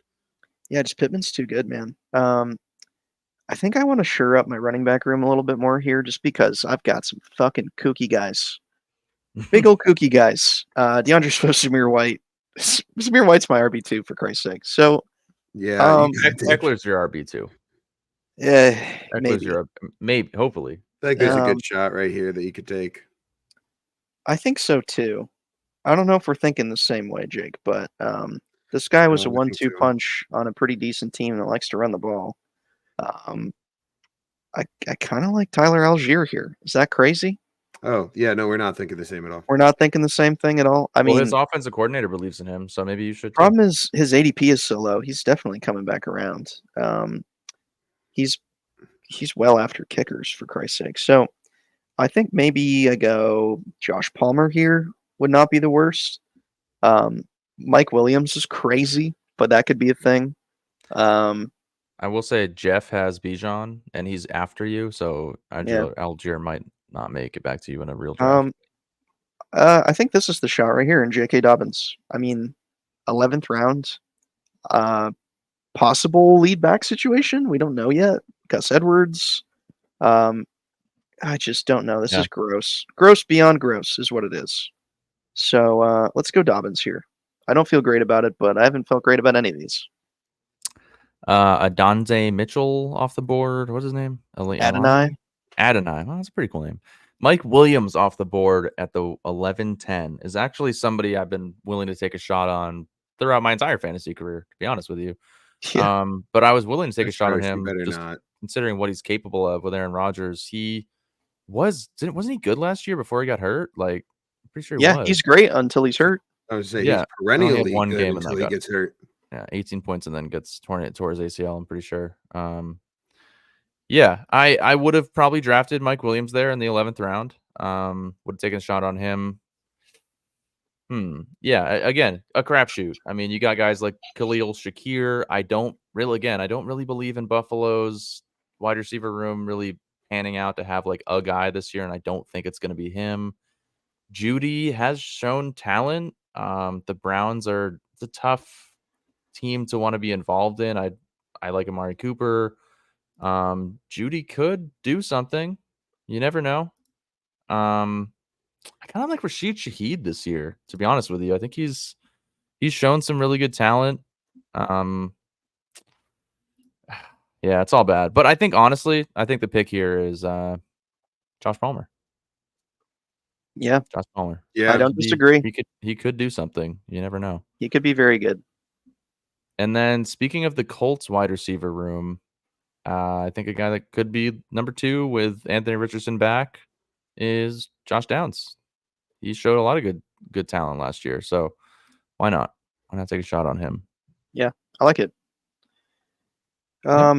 Speaking of taking shots, here we are again. So, Matt Stafford, Aaron Rodgers. I could get a backup quarterback here. It's not out of the question. I don't mind streaming though. I'm the type of person, I don't give a shit about streaming positions. I really don't. It doesn't bother me. It doesn't scare me. Bring it on. So I think a great keeper value, we talked about him earlier in the show, Troy Franklin here could be a monumental steal. In the 12th round, you have to be good to play football for Sean Payton. He likes his quarterback. They play together. Why the hell not? Boo. Love it. Just because it hurts Jake mostly. Yeah. I love it. Yeah. Logan on the Jake's clock. got enough wide receivers. Jake has more than enough wide receivers. Yeah, honestly, I probably wouldn't have taken him, but yeah, probably not the best pick for you. It's almost defense kicker territory here. Is anybody? Are we both going to take defense and kicker? It's getting close now. I literally have to take one in the 13th, or I won't have one to start. Yeah, I mean, you could take probably the best defense in the 13th round. I might snag somebody, like I might just draft 12, 13 and then just pick up a whatever defense just to fuck with someone. I was looking at the defenses, and honestly, like I don't see one defense that has like an insanely easy. Well, actually, Jesus, look at San Francisco starting. Jets, Minnesota, Rams, New England. I mean, that's not a bad start to the season there. Maybe you take them. But like the ones that have fallen to me, it's like kind of a crapshoot in terms of like a defense that I want for the first 2 or 3 weeks. Well, this is where you gotta, again, keeper value, man. You gotta dig deep on some of these. You're like, what could be ridiculous next year? Yeah. I mean, this is tough here. Somebody right before me took Kendre Miller, which Peter's drafting before me, so I don't know if that's happening. But you mean former champion Peter, who doesn't do former notoriously great drafter, not lucky at all. Yeah, I don't know. This is tough. Hey, Gabe Davis, I mean, kind of jumps out as like the biggest shot, but I'm also like my wide receiver room is crazy. It feels like there's no reason to take a shot on Gabe Davis here.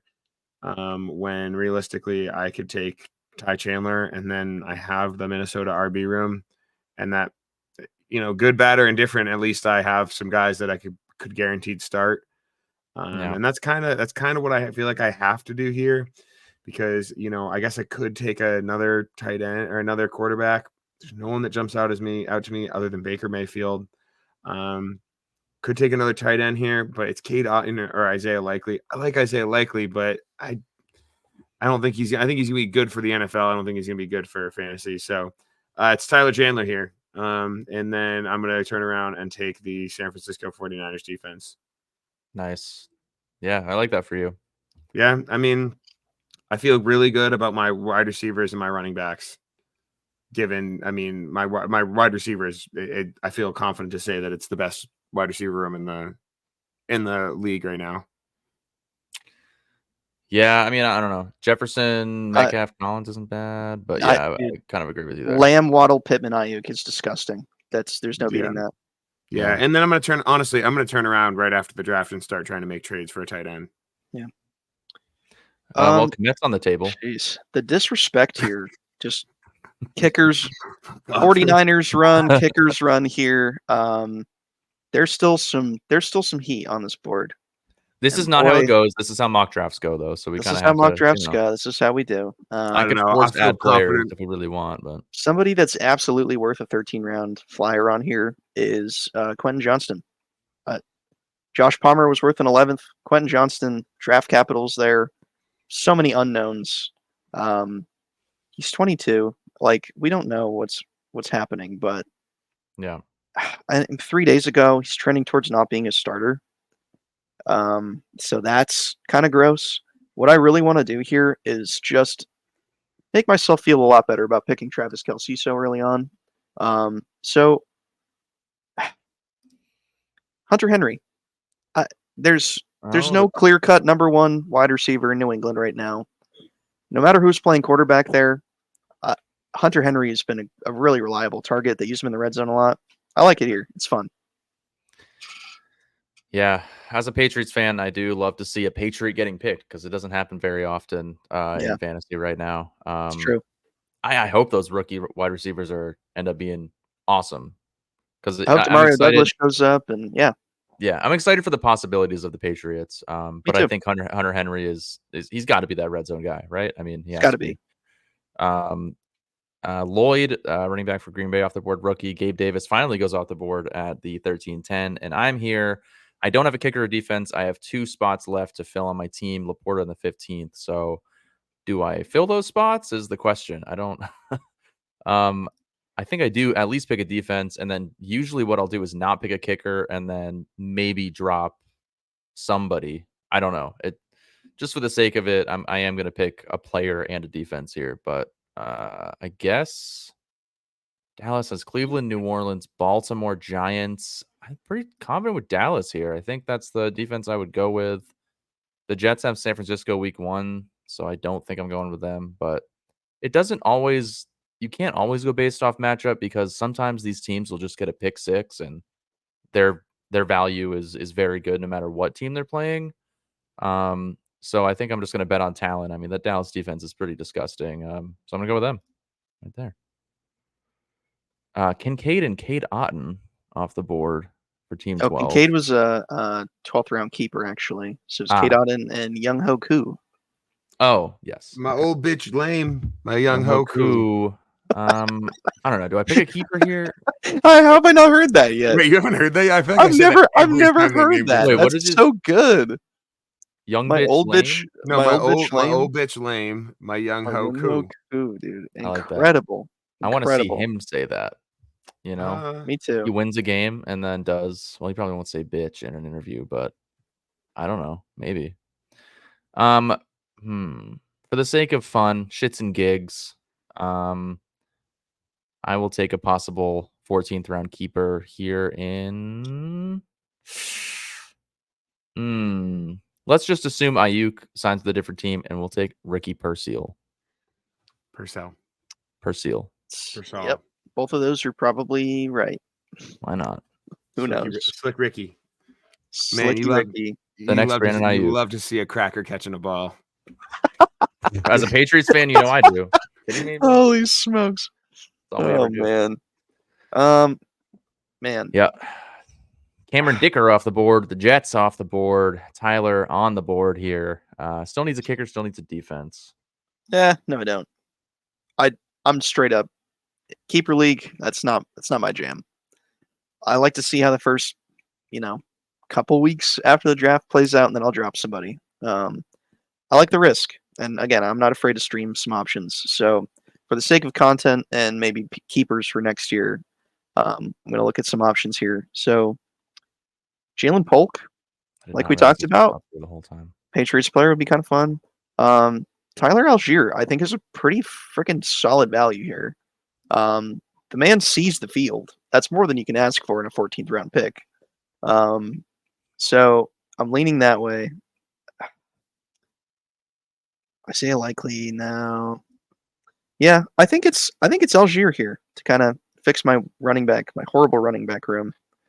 I mean, geez, he could be good. He could be valuable even with Bijan getting the ball. So yeah, and if Bijan misses some time, I mean, at the 14th, sure.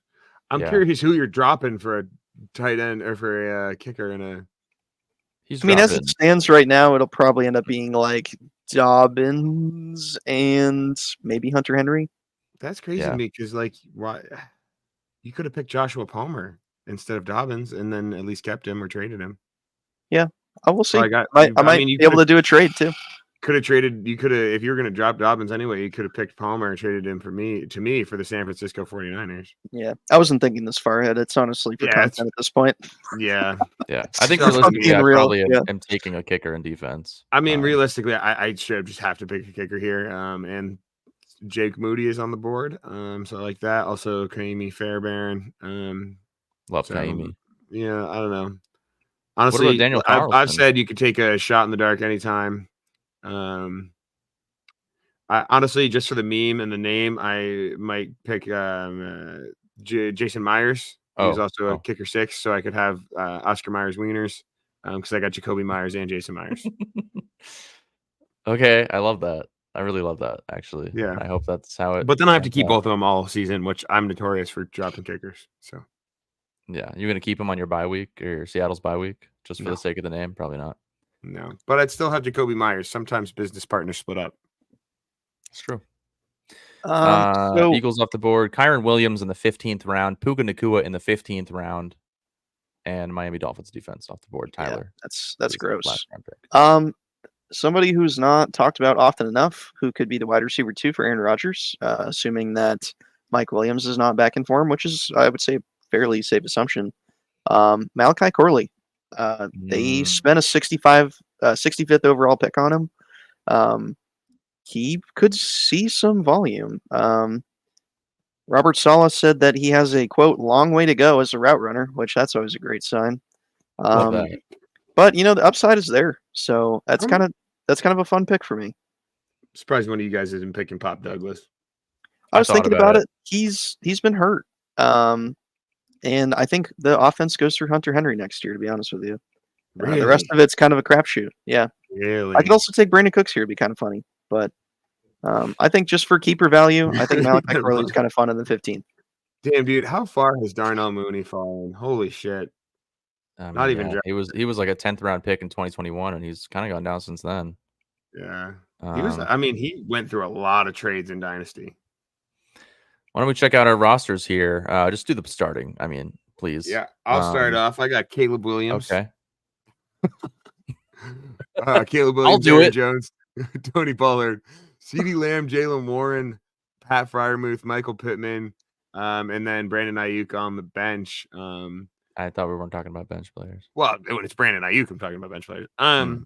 Yeah, I feel pretty strong about my team. I wouldn't be upset if I left with this team. Basically, tons of shots at running backs and then locked up wide receivers that, get a little down, let Jacoby Myers have a nice game or two, and then trade him away for something that I need along with, a running back that I don't need or something like that to upgrade. I think that's a pretty sure shot for me because he was an RB2 or a wide receiver 2 last year. People are going to need him. So you just really have to hope that Waddle. I mean, I don't see how he doesn't improve from wide receiver 32, but well, he missed time last year, didn't he? no.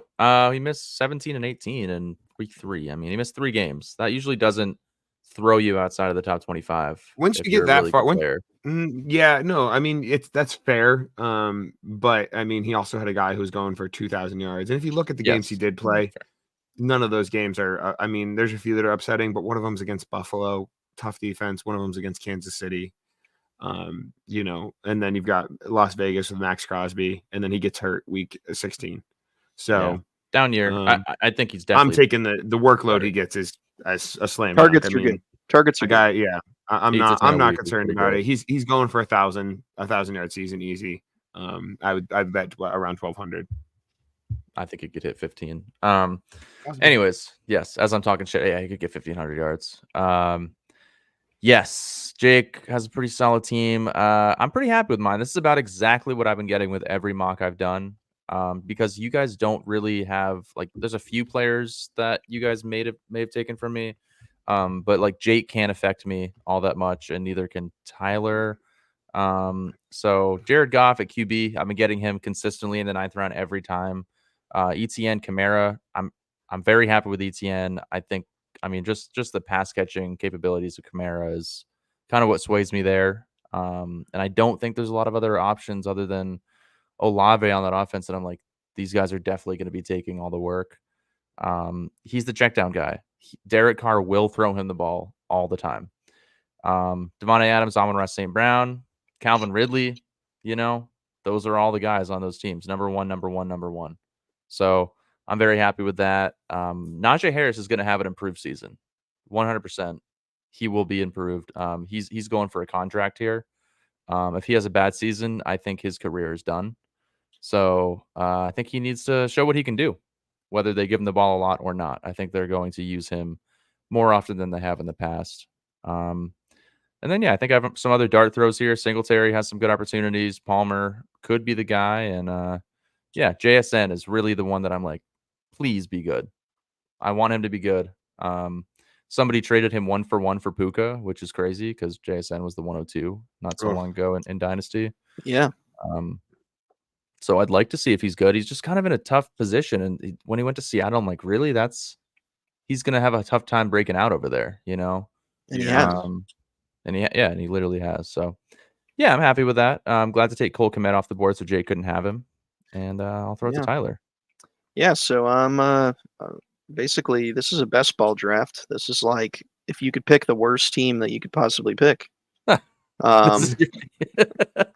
While still picking a team. No, it's not sexy. This is not a flashy lineup. This is not a lineup that somebody would be like, oh yeah, easy pickings this year. No fun, man. I'll tell you, other than Kelsey and Lamar Jackson, I look at this and go, ugh. I look at this and I go, yikes, I'm going to lose this year. Yeah, dude. But I'll tell you what, man, there's some value players here. There are people that could surprise me. It just comes down to picking in the middle of the draft is it's always hard. Always. It's brutal. Yeah. It is dire straits. And I'll tell you what, I feel like this is a huge shakeup year just for the NFL in general. I don't know if you guys feel the same way. I feel like nothing is a sure thing next year. Truly. And every year we've got at least 2-3 rounds of like sure things. I feel like after the first round, I'm like, what the hell are we doing picking Chris Olave with the 14th overall pick? You know what I mean? It feels weird. It feels wrong. So this is just one of those years where I'm okay taking chances on some guys. So Lamar Jackson, Travis Kelce, sure. DeAndre Swift, Zamir White could surprise me. I could be like, holy shit, that was a great draft. Marvin Harrison could break out and be a stud. He could also be a massive bust, and the Cardinals could do nothing this year. I believe in Drake London. I believe in the volume. I believe in George Pickens in the volume that he's going to get too. Are they great quarterbacks? No, their quarterbacks might not even finish as QB1s, right? So we're going to see, but I think this could be fun to see develop, and depending on how the season goes, there could be some massive values like Austin Eckler in here. So, Yeah. again, not great, but you pick at the 108. That's what you get. That's what you got to deal with. To me, the biggest thing that I've noticed over the last couple of years, it's like obviously RBs have dropped in value, wide receivers have skyrocketed in value. The thing that's changed a lot is rookie wide receiver value has gone up so much, Oh, and like dramatically. Justin Jefferson changed the whole landscape. Jefferson and Chase, because they were both 6, 7. I mean, Jefferson was like a 13th, 14th round pick. Chase was a 6th or 7th round pick when he was a rookie. Marvin Yeah. Harrison, even in a non-keeper league where you have like Christian McCaffrey and some other guys that would technically be a first round pick to push Harrison down, he's Yep. the 112. Like he literally is, he's going that high. So Yeah, it's you better absurd. hope you're right. You know, Yeah. I mean, It's terrifying. Are you kidding me? Marvin Harrison, Travis Kelce in first, second round is brutal. I'm But who not else am I going to pick? picking him. Am I I going to know. I pick mean, Stephon Diggs? Am I going to pick, he could. Debo Samuel over? I It's mean, crazy. honest to God, I don't know why you're not taking Jonathan Taylor or Travis Etienne or Saquon This is why, Barkley. Jake. This is why. I know that, you know, he's had some injuries and everything, but I need to see it. I need to see it before I'm able to spend a first round literally pick look on at him. last season when he came off his injury, he put up 21 points. And then he got The hurt again. 108, man, I just don't like running backs there. I cannot spend a first round pick on him. His value. So, but you also can't. I mean, Travis Etienne, also a great option. I'm talking to Tyler. Yeah, No, I know. at the Speaking for 108, Tyler. it's terrifying, dude. 108 on I mean, ETN. I It's would rather not bad, but then who comes back to me? Kelsey, I guess. But I'm then taking who do I have Debo. for I wide mean- receivers? I don't pick again until the 5th round. Who am I getting for a wide receiver? You Am I could getting have Terry McLaurin? McLaurin. Am I getting Rome Odunze? Which I'm not trying to knock the guy, but it's like there's Another no player sure whose thing. value is way too high is Ramadenze. I mean, Rashi maybe- Rice, maybe, Calvin eat Ridley, my Christian words, but- Kirk, Jalen I Reed. mean- These are not guys that I want to pick in the 5th round and be like, oh, that's my lock-in wide receiver too. Well, I guess not in the 3rd. I like T. Higgins, but yeah, I mean, I see what you're saying. It's just It's tough. a tough spot. Yeah. Isn't there like there's a ton of players too that have moved to different, like a ton of players on different teams. Yeah. There's And I so was many thinking DJ like Moore, questions here. Yeah. I Because mean, 5th, even 6th still, round like, pick used to be like Jalen Waddle and Michael Pittman. You could get those guys in the 4th and 5th rounds. That's not a thing anymore. It's just not. Yeah. So in the 5th and 6th round, it's all these guys are wide receiver 3s. Like, it's just not exciting. Rashee Rice is in the 5th round. How is that even possible? Like he's Who got to go knows? down once more mock drafts happen, but like Jesus Christ, he should be in the 10th if you ask me. Yeah, it's a wasteland. Considering like either way, one of our longer episodes. I knew it would be, but I love doing mock drafts. Me too. I think it makes it for easy banter, easy conversation starters. So if you made it this far, like we really appreciate it. I'm really excited for the season. I'm going for a ship like I am every year. Yep. I hope it happens. But I love doing this. It's a great reason to, you know, We will absolutely do another stay close to each other. regular redraft mock draft before the season starts too. We got to. For sure. Absolutely. Maybe and not we'll the have full Logan thing, chiming but in, you know. Maybe Yeah. we'll have Logan on the show for that one. Who knows? that'd be fun. Yeah, he did this mock with us technically. But yeah. Thanks for listening. Thanks for watching. Check us out at Those Fantasy Dudes on Instagram, TikTok, Facebook, at Fantasy Dudes Pod on X, Twitter, and all that good stuff. We will see you probably for at least one more episode before the season begins. But enjoy the rest of the off season because it's almost over. It's almost gone. Enjoy almost back. preseason. Enjoy We're watching all those picks that I made play on the field because that's the only time they're going to be on the field. Have fun. Yeah, Jake. Any Yeah. last words before we start? We get out of here? I don't think you should be trying to be malicious to me in drafts. I've been nothing but nice to you. You're nice to me outside the draft, so I'm gonna hurt you as much as I possibly can in the drafts. How's that? Yeah, that's fair. And I'll hurt you whenever we play each other during the season. That's true. You'll win your Super Bowl every year. Yep, week 1 actually in Dynasty. I'm coming for you. Here's the thing: You know you're it. currently projected to win, except I don't have a kicker, and you're only And I thi- projected by like 1%. I think if you were as confident as you usually are, you should go into that matchup with no kicker. You say that every year when I do this, and every year I say, "No, that's stupid as fuck." And then you lose anyway, and maybe Did I maybe lose if last you year? I had- can't remember. You always lose. I thought I won because we meet twice a season. I thought I won one of our two. I beat you every time. Trust me. I just No. beat both of you guys. I beat both of you guys think all in the time, so Dynasty, it's not a big deal. Dynasty last year? I wish thought I I could. won.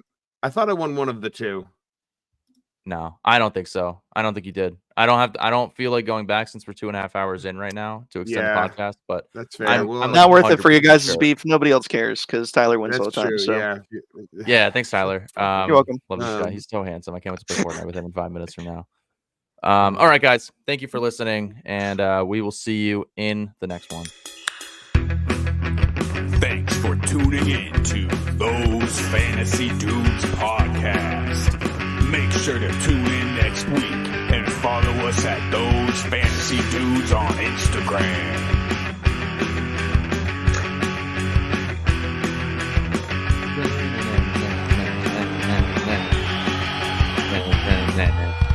Yeah.